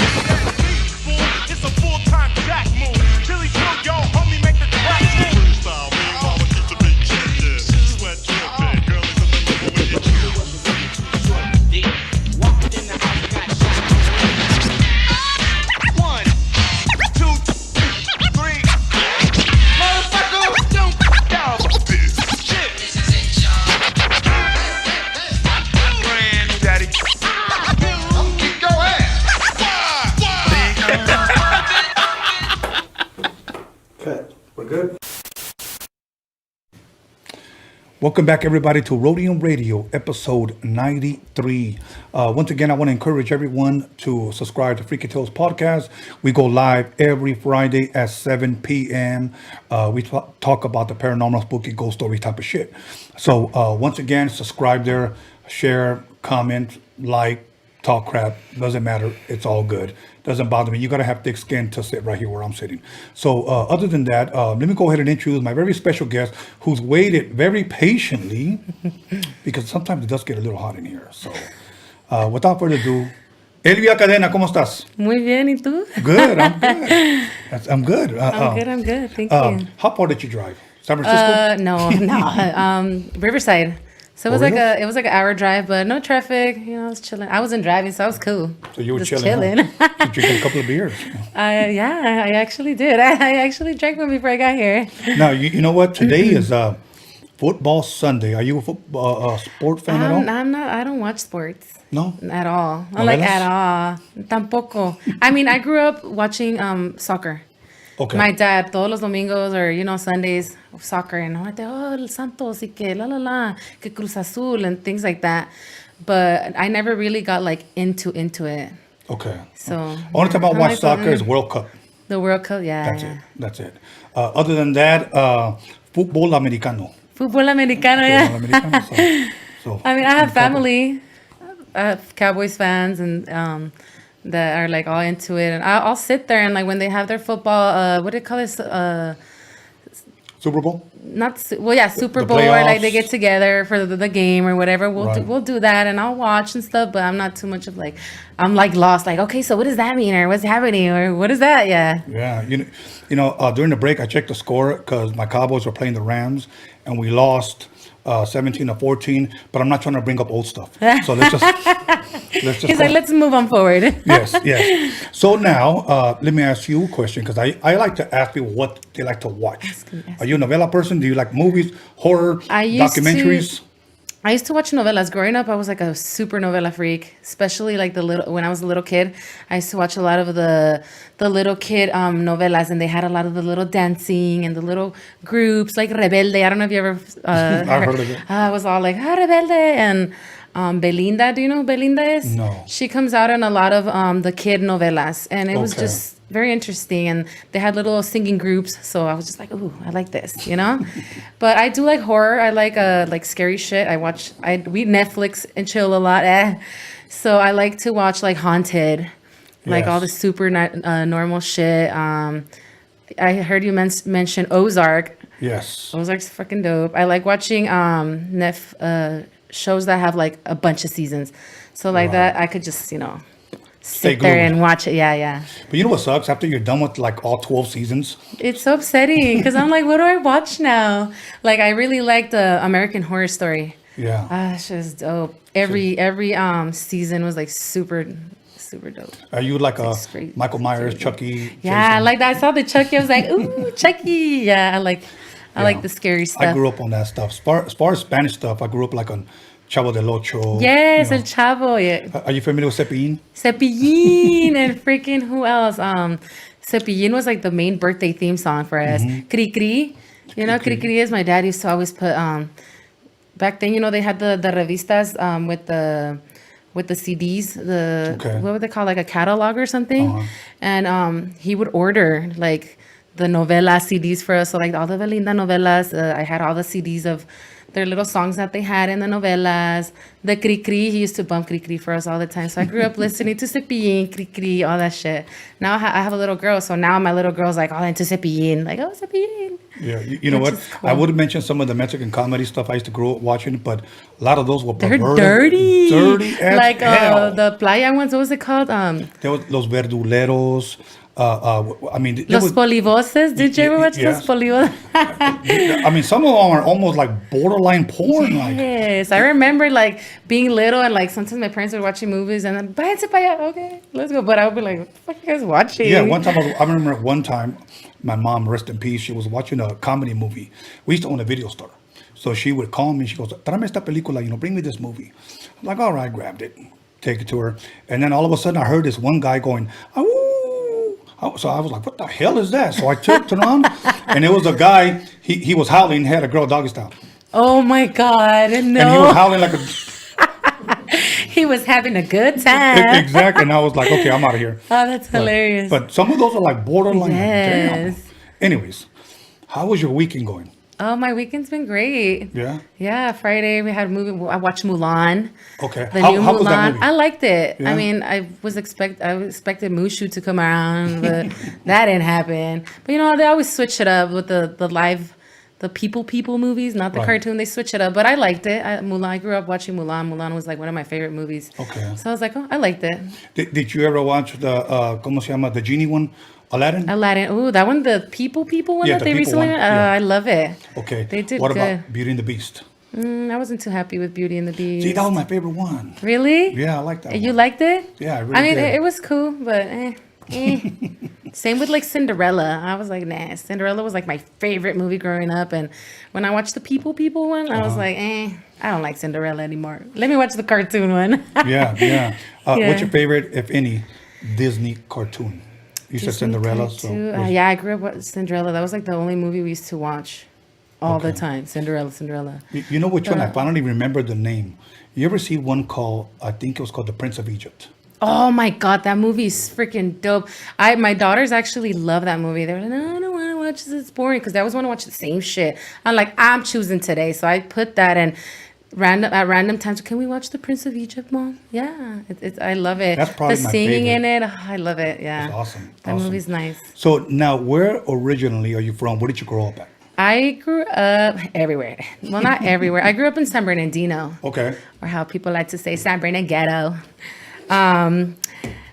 I was born in Glendora, and then after that, when we lived like in El Monte till I was like, I don't know, like 2 or something. And then we left to Mexico. So I lived in Guanajuato for like, since I was like 2 till I was like 6 around there. Okay. And then we came back over here. We lived in LA with one of my tias for like maybe like half a year. And then that's when we moved to San Bernardino. Okay. So San from Bernardino. San Bernardino. Hey, I love San Bernardino. Do you have any memories of going to Guanajuato? Yes, it was dope. We used to always go, like when I was younger, we would go every 2 years, but like living there, I remember my birthday's November 1st. Okay. So there was always like some type of Halloween or Dia de los Muertos shit going on. So I really like that. That's dope. And, you know, they celebrate Dia de los Muertos over the panteones. They hook them up with, like, all kinds of shit. Yeah. I don't really remember too much of that, but I just remember, like, my birthday, Halloween. Yeah, it was Halloween, and I would be standing right there, like, vengan a mi fiesta. Come to my cake. Everybody's just kind of like, who are you? And I remember, like, just being everywhere. Like, it was very freely. It was very, not, like, kind of, yeah, safe. We would just be everywhere. I would love to go there when they celebrate Dia de los Muertos. Porque did you watch that cartoon? What was it called? Coco. Coco. Oh, I love Coco. That was such a dope movie. I love Coco. When they came out with that movie, I was just like, I love this. I love the whole sugar skulls and Dia de los Muertos. My little girl was born on Dia de los Muertos. I was like, yay! Either she's born Halloween, my birthday, and she was born Dia de los Muertos. So I'm like, So hey. you bring up Halloween, favorite holiday? Halloween. Halloween. Mine too? I like Halloween. I mean, I like everything else, Christmas and all that, but I love Halloween. You know, it's funny. Growing up, what was your favorite costume or that you dressed up like? Let me give you mine. And it became mine because that was the same crap that my mother put me on. What am I going to be? Vas a ser el diablo. I was a devil once too, and we have a picture of it. It was like a girl, Diablita or whatever. But yeah, I dressed as a little devil. Okay. I had a lot of different costumes. I can't sit there and be like, this one was my favorite because I love it. You can dress up. And now that I have kids, I'm like, ooh, you're going to be this and you're going to be that. Ooh, awesome. I love it. Awesome. So the following year, Mom, what am I going to be? Vas a ser el diablo otra vez? The 3 years in a row was a damn devil. Then when I grew up... it was a sign. I think it was. I was a teenager and I was always getting into trouble. Maldito diablo. Oh. And I was like, hey, soy el diablo. Así me vestiste. Exactly. Yeah. So now, growing up with your mother and your father, what type of music would you say you were raised with? Did your mother and your father both play different music? Yeah, my dad was more like the calm stuff, but like Indio, but Spanish. Obviously, they would listen to all the Spanish stuff. Yes. But I grew up listening to they kind of had like the same taste. My dad would listen to Tucanes. We listened to Los Tucanes. That actually reminds me of living in Mexico, Los Tucanes de Tijuana, because we would bump that all the time. My mom, Chayito Valdez, Rocio Durcal, Cello. Oh, that's my shit. What else? Well, yeah, like Indio, Brindis. There's a lot. It was just the Spanish shit. Yeah. Later on, it was when I started kind of like catching my own type of thing that I started. But yeah, growing up, it was just like the rancheras and the Spanish stuff. Yeah. Okay. Did you go to school in Mexico? I went to kinder in Mexico. Okay. Yeah. So when I came over here, I was very like, no speak English. I didn't understand shit. I was just kind of like the awkward child that didn't talk to nobody because I didn't speak English. I mean, people spoke Spanish, but like in school, like English and all that, I was just kind of like a loner at the beginning. Okay. Yeah. And obviously you went to junior high school and high school out in San Bernardino? Yeah. Okay. What school did you go to for people that may be out there who are your fans? Shout out to Shannon Hills Middle School. I went to Roosevelt Elementary School. Okay. And then from there, I went to Shandon Hills Middle School. In high school, I went to Arroyo Valley High School 1 year, but then bitch started fucking up. And my parents were like, you're going to a continuation school. So I graduated from Powell Center Charter School, I guess, if that's what you want to call it. And yeah, class of 09. Woo-woo. Growing up, did you play any instruments at all? My dad was always like trying to make us do something. So I remember for school, we got because we had like good grades or something. I don't know, some bullshit. But we qualified to go learn to play the accordion. Okay. So we took a few classes and right there, like learning the 3 blind mice and, the basic shit. Right. And it was cool. But after I was just kind of like, this is too difficult for me. Like, So but that's about it. Yeah, the accordion. Okay. I tried. Wow. At what point in your life would you say that you wanted to start singing? I know you said you guys were singing, you guys were playing the accordion, but was there ever a turning point where you said, you know what, I really want to do this? Well, I've always sang, but yeah, when I was after maybe like 6-7 years ago, my friend she hit me up and like, hey, because she's a mariachi. She's like, hey, let's make a trio. She's like, we don't even have to play the instrument. They play. Her and the other girl play instruments. She played the violin and the other girl played the vihuela, and I would just sing. Okay. But or sometimes it would just be tracks, and we'll sing. And we started doing the whole little house party thing, and then that's when I was kind of like, I like this, like, and especially because I grew out of my shyness. I mean, I've always sang and all that, but I was very like, I don't want to show like people canta Elvia, and I'm really like, oh fuck, they're gonna let me say like, you know. But yeah, maybe like 5-6 years ago was when I was kind of like, I want to do this, I want to do this, I want to do this, and I stuck to it. Yeah. Awesome. Before that, you had mentioned that you were shy. What do you think got you out of that? Was it just being tipsy at the karaoke bar? That's what helped me out, because I was like Sara was talking about her. I was also in the choir. I grew up. I was in the kids choir, and that I was pretty shy, but I liked it. Once they had the my choir director right away was kind of like, okay, you're gonna do this solo, like always me. So I was just like, fuck, like he's gonna pick me again, and I liked it, you know. I was like, yeah, but it was just super nervous. You could just tell I was nervous. Same thing after the kids choir, I went to the teens choir, and same thing. Our choir director was like, okay, Elvia, you're gonna sing this song, or you're gonna do this solo, and the whole time I was right there like with my leg, and she would tell me, don't do that, like don't do that. But it was just like I was super nervous always. I mean, I love singing, but I was just super nervous. Like I couldn't break out of that little like being all stiff type of thing.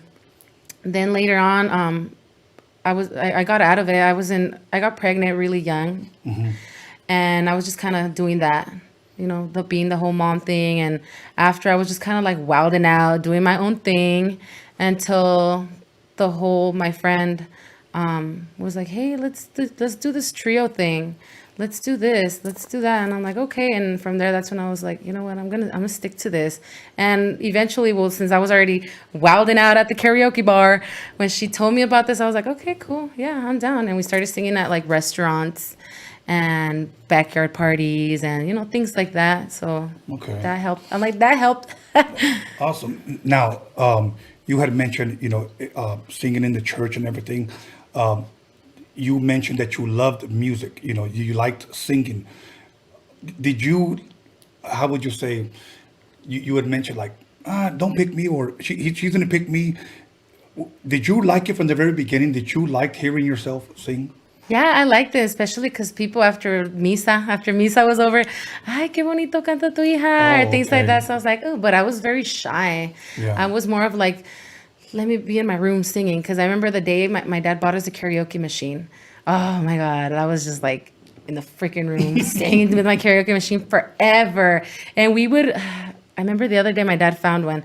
We would record, he was super mad because I remember this one time we recorded over one of his, I don't know if it was like Los Tigres or some freaking cassette. We recorded over it like según a little radio show. We grew up in apartments, and our neighbor tenía, she got the chicken pox, our little homegirl, so we couldn't visit her. And me and my little sister were like, hey, let's make her a cassette. Yeah. So we're right there talking, and we're saying all these stupid things, and I sing a song, and then my sister sang another song. And I remember my dad was mad because we recorded over like one of his cassettes that actually had like good music. Like, I'm sorry, Dad, buy some blank ones. But yeah. Okay. The reason why I asked you if you liked hearing yourself or sing, because I ask a lot of rappers, and a lot of times, if I've interviewed maybe 80 rappers, I would say maybe about 40 to 50 would say when they recorded their voice, they played it back and they heard themselves back for the first time, whether it was at home or the studio or somewhere else, they didn't like hearing their voice, you know. When I was little, I did, like with the whole little cassettes thing, we're like, oh shit, that's me, and dang, I sounded good. And but now I'm super, like, I criticize myself a lot, like, nah, I could have done better right there, or the other day I sang it way better, or things like that. But when I was little, like, actually, like, doing all that stuff with our freaking karaoke machine, I liked it. I was like, this is me. Mírame, escúchame. And shit like that, yeah. Awesome. So like, growing up, now you told me what your mom and dad would listen to. What type of singers or what type of music were you into growing up that possibly inspired you to sing, or maybe to get your sound. For an example, as a DJ, me not being a rapper or a singer, I listened to everything that was East Coast because that's where hip hop was coming from. So I can say the Fat Boys, Salt and Pepper, UTFO, and Houdini, and I can go down the line. You growing up, what type of, would you say, music inspired you to do what you're doing today? I grew up listening to, well, I have an older sister, so we're like 6 years apart. So whatever she bumped, I started bumping too. But personally, that I used to listen to Alicia Keys a lot. Awesome. What's the other girl's name? The one that sings Keisha Cole. Yeah. And then with my sister, that's when I started getting into like the oldies because she was like all cholita, you know. So she would bump Lil Rob and all the gangster rappers, and they involved a lot of their ¿cómo se llama? Like oldies into their music. So that's when I started listening to Brenton Wood. And I was like in maybe like middle school around that time when I started listening to that. And freaking who else? Like Etta James. Yeah. And then throughout high school and stuff, like Amy Winehouse. She's like my all-time favorite. Amy Winehouse. Who else? Adele. Okay. There's like there's a bunch other that I'm just kind of like right now, but Alicia Keys was one of like my favorite. Yeah. And I would always tell mom, cuando me haga grande y me haga una artista, I'm gonna make a song with her, mom. And when I would see magazines at the store of Alicia Keys, I was like, con ella, I'm gonna make a song one day, mom. She'd be like, okay. But Alicia Keys was like a big. I used to bump Alicia Keys all the time. Yeah. Okay. You know what? You mentioned Alicia Keys. I love Alicia Keys. Alicia Keys is probably the last CD that I've ever bought. Okay. Yeah. Yeah. That one, I love her stuff. I like her stuff because she plays her own instruments. Yeah. I love the way she sings. Yeah. What are things about her that you like? And then I'll ask you about Amy Winehouse. Her voice was it sounded very like natural. It sounded very natural, and her beats, and like how you said, she would play everything and it would go from like really like mellow to really like, you know, and I'm like, oh, I love that, the whole yelling shit. It was dope. That's dope. Yeah. Now what about Amy Winehouse? Because you said you love her. I love Amy. Her lyrics. Okay. Like it touches me, even though I'm not going through shit like that, but I'm just like, I could feel it. And her voice, she has this very like strong voice. Okay. Yeah, like, but her lyrics are like dope. Okay. I like everything she writes. So you mentioned Alicia Keys and you mentioned Amy Winehouse. So if I were to ask you, I want you to make me a mixtape. Give me some of your favorite artists today. Okay. What would you put on there? Today? Of today? Who's out today? Anybody out there today that you really I really enjoy? like CALI. I don't know if you ever listen to CALI. Nah, she's freaking dope. Her music is very versatile. Okay. It can go from very like mellow to very funky to very like, it sounds old. It's just, I love CALI. You need to listen to her. Okay, yeah. So I'm like CALI. I really like her. Give me like, maybe if possible, 2 more artists. CALI. Let me see who else is out right now that I really enjoy. There's another girl called Andra Day. I just recently found out about her, and she's really, I like her style in music. And who else? It's kind of hard. There's not too many people that I could sit there and be like, I listen to that. I listen to everything, but that I could sit there and listen to all the time. See, here's the reason why I asked that question. It's because I ask a lot of rappers today, like, who are some of your favorite artists that you bump today? And they get stuck. Yeah, okay? I'm like, I listen to everybody from before. Yes. See, now, why do you think that is? I want you to answer that. Because everything kind of sounds the same now. Yes. You know, it's kind of like pretty basic. That's why maybe I'm just kind of like, I'll just stick to over here. But yeah, I think that's why everything is kind of like the same. Like especially like with rap beats and all that. Like everything kind of sounds. Yeah. You know what I hear a lot from a lot of rappers? That shit is hot right now. We need to jump on that sound.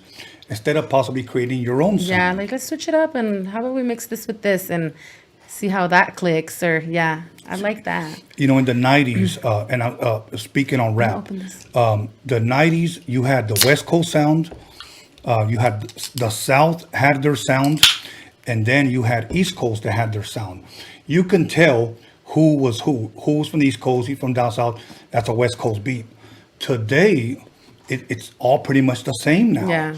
And even though we've come so far in technology where things are easier for us to make music, Yeah. I think music is almost watered down. It's almost like we have more, but less is given to us. Yeah. You know, we have people that will never go out of style, like a Marvin Gaye or Rita Franklin, Tina Marie, classic songs. Today's artists, I don't know if they'll be around 5 years from now. Yeah. You know, it's going to be hard. It's hard. It's hard. Yeah. You know, like I was talking to my son because he likes a couple of artists from today, and here's how I ask him: 10 years from now, do you think they'll still be playing them? And he doesn't want to admit it, but he'll be like, probably not. You know, but it's true. I tell him, mijo, look it, I love hip hop. You know, I love rap. I don't hit on anybody, but can't you be real with yourself and see that everything sounds the same? Nobody stands out. Yeah. You know, so that's all I'm saying. I bring that up because the type of music that you do is different from what everybody else is doing right now as far as the artists. Thank you. You know, that are out today. I like different. And I always tell people, don't try to be better than anyone. Just be different. I'm doing myself. Doing yourself. Yeah. Doing yourself. So check this out. Here's what we're going to do. We're going to take a 10-minute break. We've come to the close of this. Already? Yes, already. Yeah, time flies when we're having fun. I know you have your own group, if I'm correct.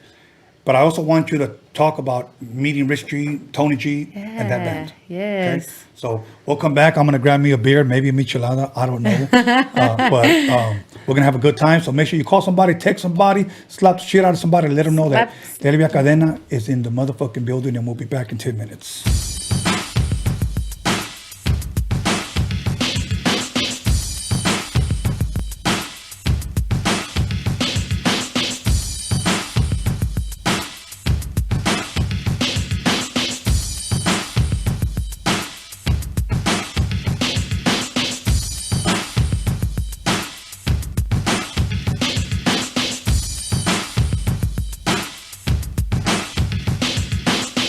You'll call somebody, text somebody, slap the shit out of somebody.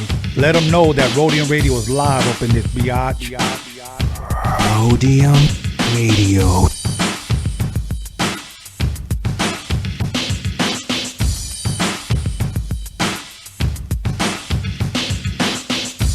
This is your Theo on Roadium Radio. The panties are popping, and it's non-stopping. Tony A. the Wizard.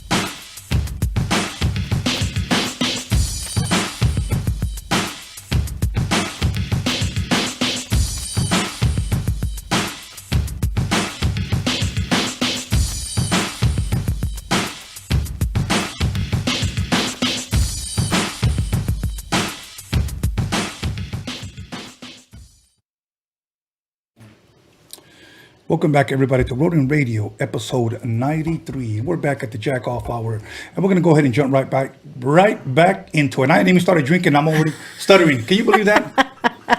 But you know what? One time I said, we're back on Roadium Radio. Let's say Roadium Radio, rah. And I was like, oh, shit.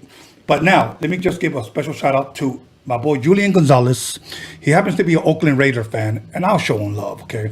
But he is slanging these Pendleton face masks. Pendleton face masks, they open up, they're cool, so you can look more like a cholo if you want. Or you can actually lean like a cholo.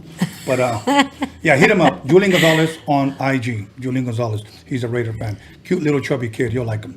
So let's go ahead. I like to clown around. So, and by the way, the Cowboys lost. I have to announce it again. I'm like, it's cool. Other than that, I had Rich G here, and I had Tony G here. And I know those are your friends. Yes. So share with us, how did all that come about? Give us a long story. Okay. Well, I was singing at a house party. No, I really was. Actually, it was not a house party. It was a baby boomers Mother's Day tribute thing. You know, like a get together. They had the tickets and everything. They hired me to sing mariachi because that's what I do, private parties. And we want you to sing mariachi. So yeah, I was dressed up with the whole little flower shirt and all that. And I was singing at this at that little event. And I had another friend that has another friend. Her name's Connie, and she's in like a radio podcast show type of thing with this other lady, which is now my manager. Her name is Mani B, and she has a show every Wednesday. Okay. And she told her about me. She was like, after I was done singing and all that, because she was at the catering. She was helping cater at the event. She came up to me. She's like, hey, I actually want to invite you to come over here to la la la. And I'm like, okay, sounds good, awesome. So I did that. I went that day that they told me. I met Mani B, all that, and from there she was just like, wow, man, they had me singing live right there, and they just had me singing, and they're like, keep going. I'm like, okay, and I did that, and after that she started opening up doors for me and certain things. Oh, Mija, I have a gig for you, are you down? Yeah. And next thing you know, at that time, the Cruisers, the band, I'm in a band with Tony G and Rich G, and we're called the Midnight Cruisers. Yes. And they were looking for like a backup girl because they already had another girl, which is like, she sings awesome too, Jade. And she was doing her own thing as well. So they were like, she's probably going to be missing sometime. So we need a backup. Yeah. And that's when I came in. Rich G called me. No, Mari B told me like, hey, they're interested in you. This day, they want you to go this day. Or he's going to call you. And I'm like, okay. So Rich G calls me. And he was like, hey, we want you to try out la la la. We practice this day, just show up and, sing us like 3 songs. And I was like, cool. So it was actually on his birthday, my man's birthday. So I was like, hey, you're gonna have to celebrate your birthday at band practice. At band practice, yeah. So we went and I did my thing, and they were just like, oh, we like you. We do these practices, la la la, this and that, and we got the whole thing together, and I started jamming out with them. And then like my first time singing with them was at Original Mics. Okay. They had it was called Firme Sundays. Firme Sundays, yeah. And I wasn't supposed to sing that day because I was like I had only practiced with them like once. Oh, wow. So, but the other girl couldn't, like last minute, she was like, I can't. So they were like, oh, you're in. And I was just like, shit. Fuck. I was like, okay. And I had never been with a band or anything like that. So I was just kind of like, okay, I hope I do good with them and la la la. But yeah, it went good. It was really fun. And from there, that's how I got to meet Rich. And I don't know too much, I'm still learning a lot. My man did. He was already like, that's Rich G. And I was like, ooh. Until I started looking, I was like, oh, you like listen to shit and you're like, oh, okay, I haven't listened to this before. Right. Or things like that. Same with Tony. I was like, oh, okay. So slowly I got to like learn more about them. I didn't know he knew, but slowly he kind of like put me in like, and now I know. Right. So it's dope. They're awesome people. They give me a lot of feedback. You mija this and that, and mija this and that. Say Rich, and shout out Rich, and shout out Tony. They're awesome. Every time, I was just telling, I was with Tony on Wednesday. Like I was telling him, I'm like, every time I'm with you, I learn something new. I swear, it's like I learn something new every time I'm with you. He's like, well, I'm glad to hear that. And I'm like, yes. And I love it because they give me such good feedback and tips and, like trying to like help me. And I love that. I love that they're always like, oh no, mija, pues this and that. And when we were practicing too, you sounded off, so let's do this. Like Rich, because he fucking badass voice. No, you fucked up right there. So I'm right there like, okay. And I love it. Like, I don't take it bad as in like, oh, fuck, I fucked up. If anything, I'm just like, hell yeah. Tell me I'm fucking up. Like, I want to know when I'm fucking up so you could help me out with that. And yeah, now we're actually going to be at Steven's Steakhouse, October 17th. Okay. So make sure we're going to be with the Midnighters, Pepe Marquez, Brittany Nicole, and us, the Midnight Cruisers. Okay, and what was that again? That's at Stevens Steakhouse in the City of Commerce. Okay, Commerce. There was another. October 17th. Somebody was telling me about a place out in Riverside. That obviously that ain't the place because they call it something other steakhouse something. But now back to OG Mike's. When you guys performed there. I actually met MC Pancho that day there too. Oh, really? Yeah. Oh, wow. Big shout out to MC Pancho. I was just with him yesterday celebrating his 50th birthday. Oh, nice. But what was the response that you got back after performing that night? Good. People were like coming up to me, or like as I was singing, people passed by like, I was like, fuck yeah. Fuck yeah. And I was like, thank you. And after I was done too, people were like, oh, you sing really nice. I started getting like follows and, where can I follow you or things like that. That day I actually met Mariah. Okay. She was there with her manager, with Ruben. And I met her that day and I met a few people that day. That day, Lisa was singing. She performed like in the outside, and I was right there like, oh my God, it's Lisa.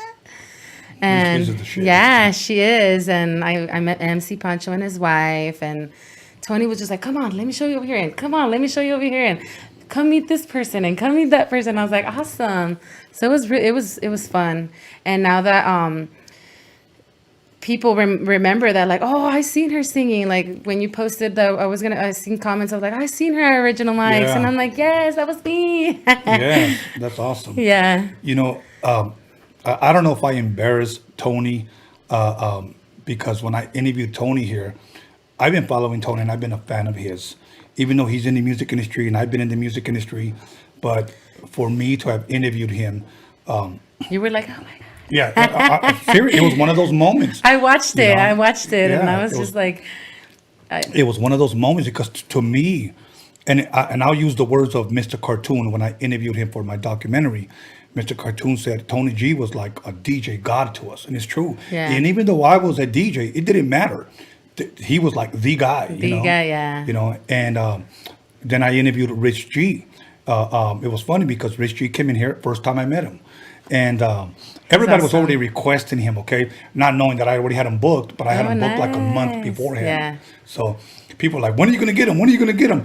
I feel like saying, shut up, bitch. He's already booked. Hold on. So, and by the way, there's a lot of people, when are you going to get this guy? They're already booked. Shut the fuck up. Wait, Yeah. So now Rich G comes in, sits down, and I go, Rich G, the place to be. How you doing? And he sticks out his hand. I go, I don't want to shake your hand. Give me a hug. Hug me, yeah. So I did that because you know what? I know Rich G's history. I know his body of work. So he's dope. These are people that I admire. I look up to. Yeah. And he also had an amazing interview. Awesome stories. I'm like, I watched it. I was like, my boy's going to be on. I want to watch. Now I wonder how you're going to feel watching your interview. I'm probably going to be like, hey, I look retarded. Or I said something, I don't know. It's funny. I don't like watching my interviews. Once in a while, when I start talking, I'll just forward it. I don't like to hear my voice. But I do that. Even when like I go singing or something and people record me, I'm right there like constantly like just rewatching my shit over and over and over and over. Mm-hmm. Like, why do you keep watching? I don't know. Just let me watch myself, damn it. Shit. Now, how long now have you guys been working together? A year. It was actually a year in July that I got with them. Okay. Yeah, so right now, the COVID fucked everything up. Fucking COVID. But Yeah, we hadn't practiced in a while either because, you know, like rehearsals and things like Right. that for the same reason. But this past week we were like, you know what, let's just freaking do it. We need to get back to it. And it was so fun. I miss the guys. Right. Everybody in the band, the bass player, everybody, they're all cool people. They all give me great feedback and I'll fuck it around. Like I always tell, what's my first language? Talking shit. We stay talking shit. Tony just stays talking shit, and it's fun. It's fun with them. I'm like with my tios. I'm hanging around with my tios, and I have a good time with them. Now, for They're people awesome. that maybe just tuned in right now, and they hear you talking about you performing with this band, can you share with them what type of music this is? We play like funk, Okay. and oldies, and we do the cumbias. Okay. So it all depends, but yeah, we throw in a lot of that. So we do like Junior Walker, Shotgun, and like all that stuff. The oldies. So I do like a lot of Mary Wells, and the Etta James stuff, and then the cumbias. Well, you know, the basic cumbias that everybody knows, like Selena, Bidi Bidi Bam Bam. What other cumbia do we do that? Like Escándalo. That's You know, get the dope. people going. So we try to have like the happy shit so people can like dance and Yeah. get down, boogie to it. And so like car shows, you know, shit that people play at the car shows, we play that shit. But and of course we get the slow jam. So it's fun. I have fun. Goofy question. You like singing better in English than in Spanish or vice versa or both? I like both. Okay. I like both.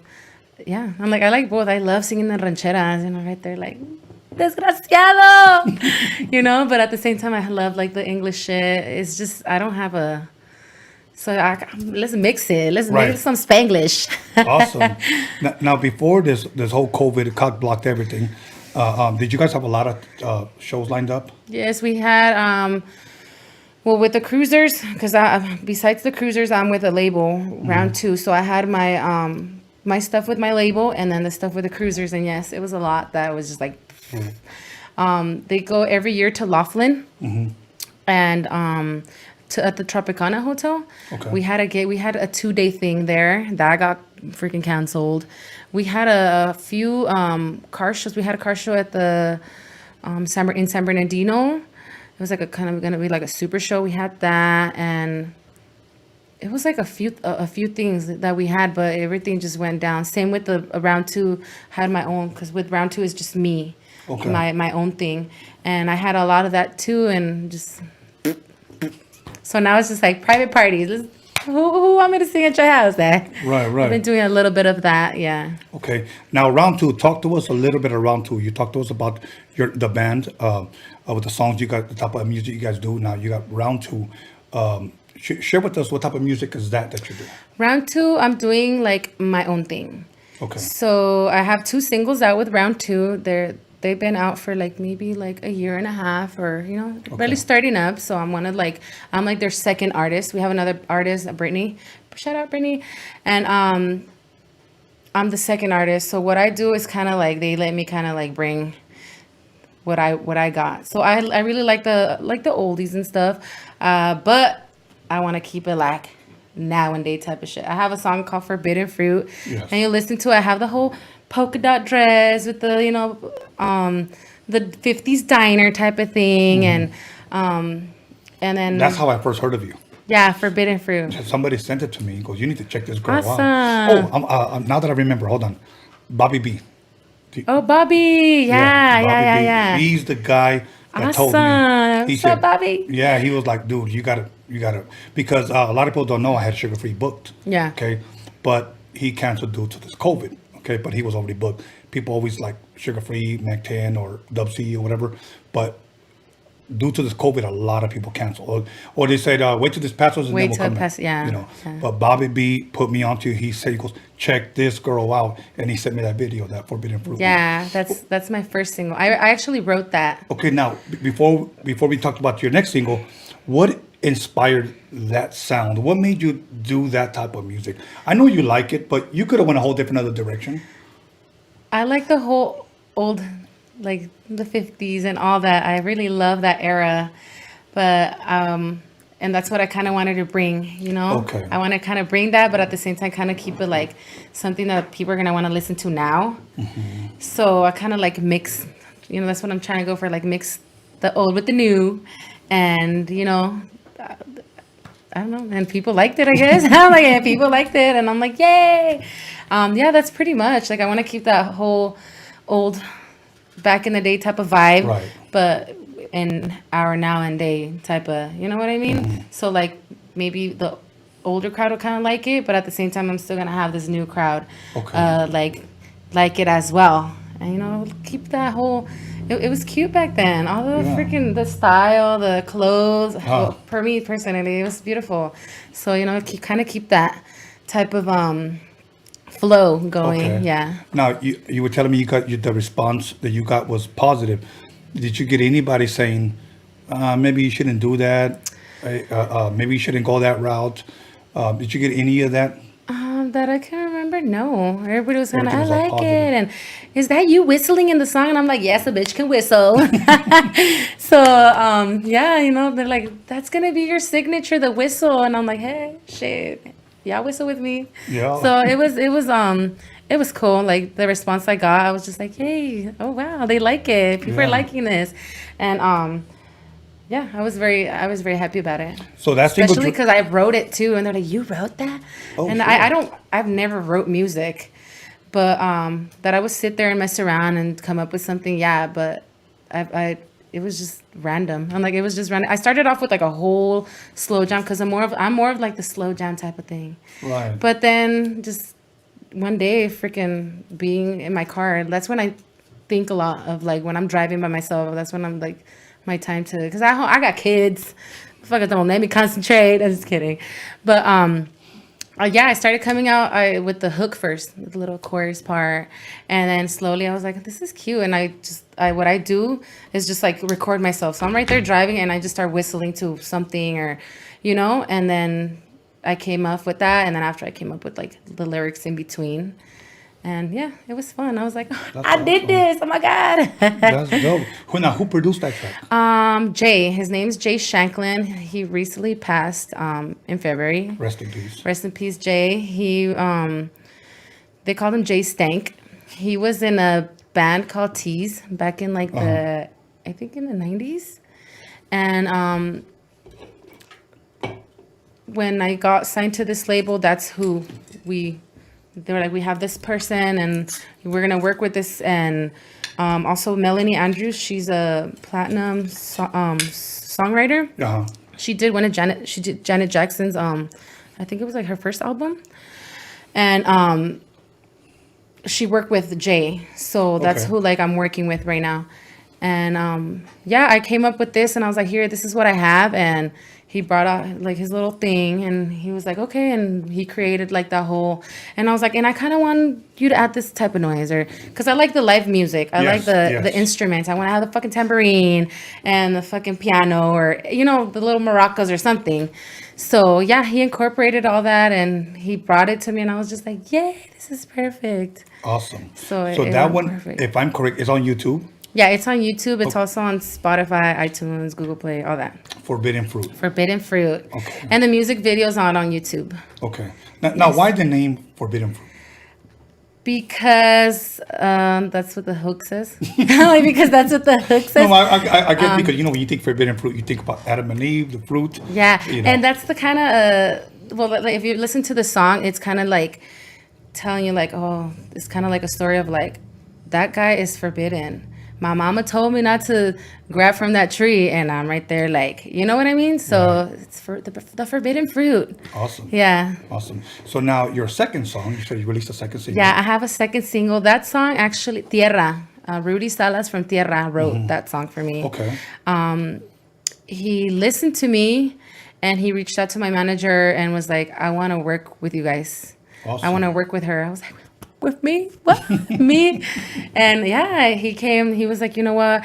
I listened to you and I get this whole like Diana Washington type of vibe, or, you know, like the whole Amy Winehouse, how you like all this like slow, heartfelt type of song. And yeah, he wrote that. And once I heard it, I was just like, I love it, especially because it was all live instruments. Like when we were recording it, it was like, and I love that. So I was like, hell yeah, let's do this. And it's dope. I'm like, and it's dope. I love it. And yeah. Okay, so for people that may not know, where could they hear that one? It's also out on Spotify, iTunes, Google Play, all digital platforms. I'm actually going to be filming the video for it tomorrow. Tomorrow? Yes. Wow. Tomorrow. Just kidding. Yeah, I'm going to be filming the video for that tomorrow. So the video should be out soon. And I hope you guys like it. You already have a whole concept? I already have a whole shabam. Awesome. You know, one thing that I love about great music, great visuals. Like the first one, The Forbidden Fruit, great visuals. Awesome. You know, it's weird because the way I listen to music, it's different. I don't listen to a lot of lyrics. I listen to the melody of the way you sing, and I listen to the music. If the music doesn't get me within the first 30 seconds, believe it or not, I skip. Okay? Yeah. And then when I start hearing you sing, I hear melodies. I don't hear lyrics. Yeah. If I like it, okay, cool. I'll start it over again. Then I'll listen to what you're saying. Yeah. Same thing with rap. I've always have done that. Like for an example, I know people that are the opposite. They'll listen to lyrics. They can give a damn about the beat. Yeah. I can't do that. It's gotta move me. I like lyrics and the beat. I like lyrics and the beat. And some songs just have the lyrics, and then some songs just have the beat. Yeah. But yeah. So now you got two things going, the band and round two. Okay. Yeah. What can the public expect from you going forth other than this video shoot tomorrow? Is there an album in the works? Is there an EP? Yes. Well, the singles that I have out, those are obviously going to be in my album. We're working on an album. Okay. So that should be out, I don't know. And this is your album, right? Yeah, it's my album. Okay. Elvia Cadena. And obviously with round two, I have, not with round two, with the cruisers, it's whatever shows we have going on. We don't have like originals or anything like that. We're just kind of like a cover band type of thing. We have talked about doing our own song, so hopefully we'll have songs with them. But with round two, yeah, I'm definitely working on an album, and more music for you guys. Awesome. And other than this video, can the public expect anything from you this year? Do you have a set date possibly for this album? Or is it just whenever you guys get to it? Yeah, whenever we get to it and finish it. I don't have a set date for it, but we're working on it. I'm like, but we're working on it. And yeah, that's pretty much... we had a lot of things going on, but COVID kind of messed it up. But we're still working on our own shit that will, like my stuff that I'm trying to bring out. I have features too. I have some features that I've done, and yeah, like I'll try to kind of like keep it going somehow. Here's one thing. If people wanted to contact you and get a feature from you, are you open for that, or are you just kind of reserved more to do your own I'm stuff? open for it. Yeah. Okay. I'm doing my own thing, but like I told my label, and like they know too, like if this is something good that I want to do, we should do it. And yeah, they're up for like features and things like that. That's awesome. Yeah. That's awesome. And how did your family feel about it? They love that you're...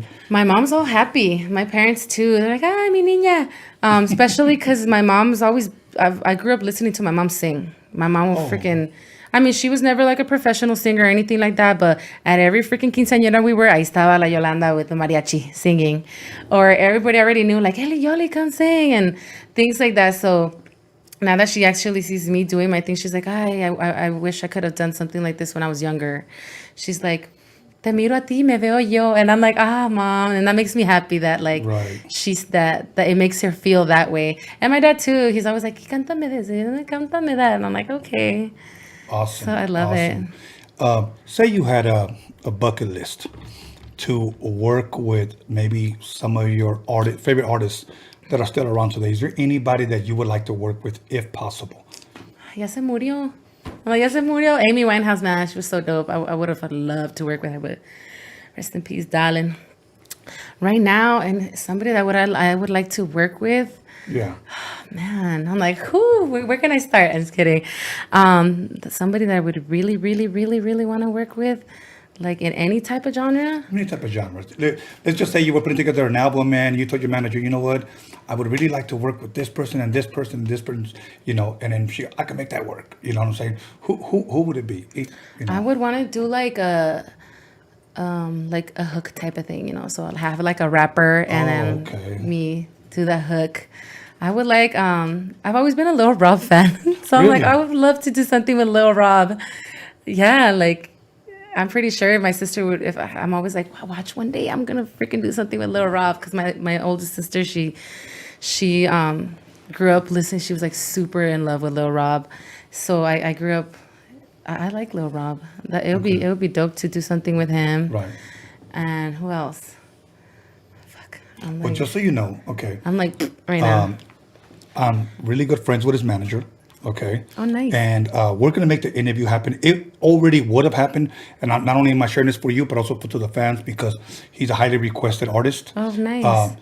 He was already set to come on here, but this COVID thing, believe it or not, and a lot of people just don't want to come on. Yeah, so a lot of people say, oh, you know, how come you haven't gotten that guy, this guy, this guy? You have to understand the situation. Yeah. You know what I'm saying? So, but eventually he will be here, hopefully soon, because that's what me and his manager been talking about. But next time I talk to his manager, Big D, I'll talk to him about it. Yeah. Oh my God, that'd be cool, man. Lil Rob, I grew up listening to him. Yeah. So like in that genre, let me sing with you. That'll work. Now, other than that, once again, this whole pandemic thing, people can't see you right now, but you're going to be doing a show soon, you said? Yeah, October 17th with the Midnight Cruisers at the City of Commerce. Okay. Stevens Steakhouse. Okay. So, okay. And then you got go. And your video is already out, Forbidden Fruit. Tomorrow you're filming your next video, and that will be out on all platforms as well? Okay, as well. And then you'll be working on an album.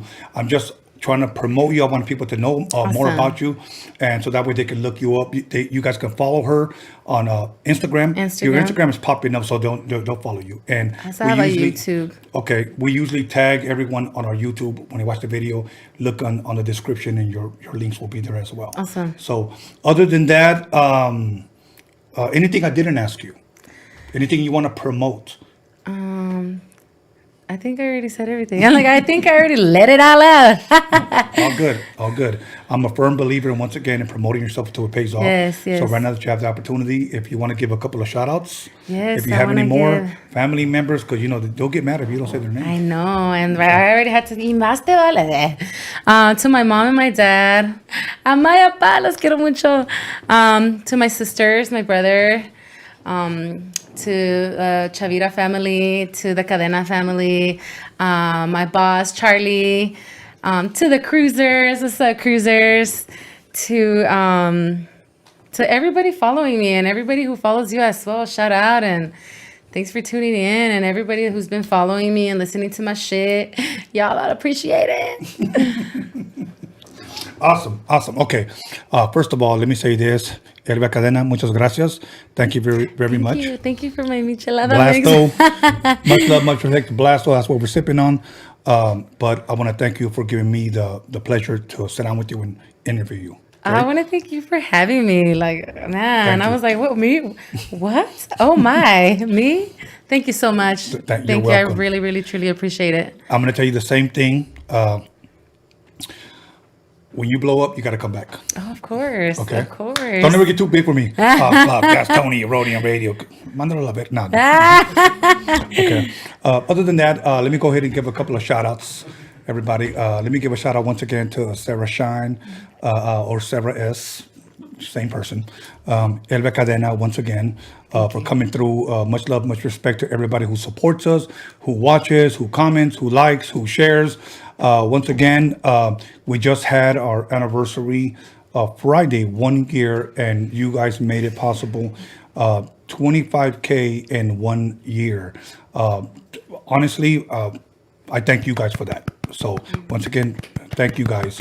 And this is your platform. I try to give everybody an opportunity. The only thing I ask is to please have patience, because you're not the only one submitting your music, okay? When you receive 50 emails pretty much a day, you get backed up, okay? Other than that, I want to give a shout out to my boy John motherfucking ELKINS because he makes everything happen. Once again, Freaky Tales, subscribe to Freaky Tales Podcast on YouTube and Freaky Tales Podcast on IG. Follow us there for future content. Also, let me give a shout out to my boy Daniel DG Media Clips. I'll also give a shout out to my son B Scanless for helping me promote this. Once again, MC Pancho, happy birthday. My boy Cujo is in the building. Let me give a shout out to Cujo. He's got an album coming out. And once again, Blasto. Other than that, Julian, for the face mask, hit up Julian for the Pendleton face mask on IG. Julian Gonzalez. Other than that, Johnny, we're good. All right, we're out of here. Wednesday, don't forget, I got another double feature, okay? You're going to enjoy that one. So tomorrow you'll see it on my feed. So other than that, thank you for laughing at my memes. I love your memes. We're out of here. Okay, everybody. Salud. Salud.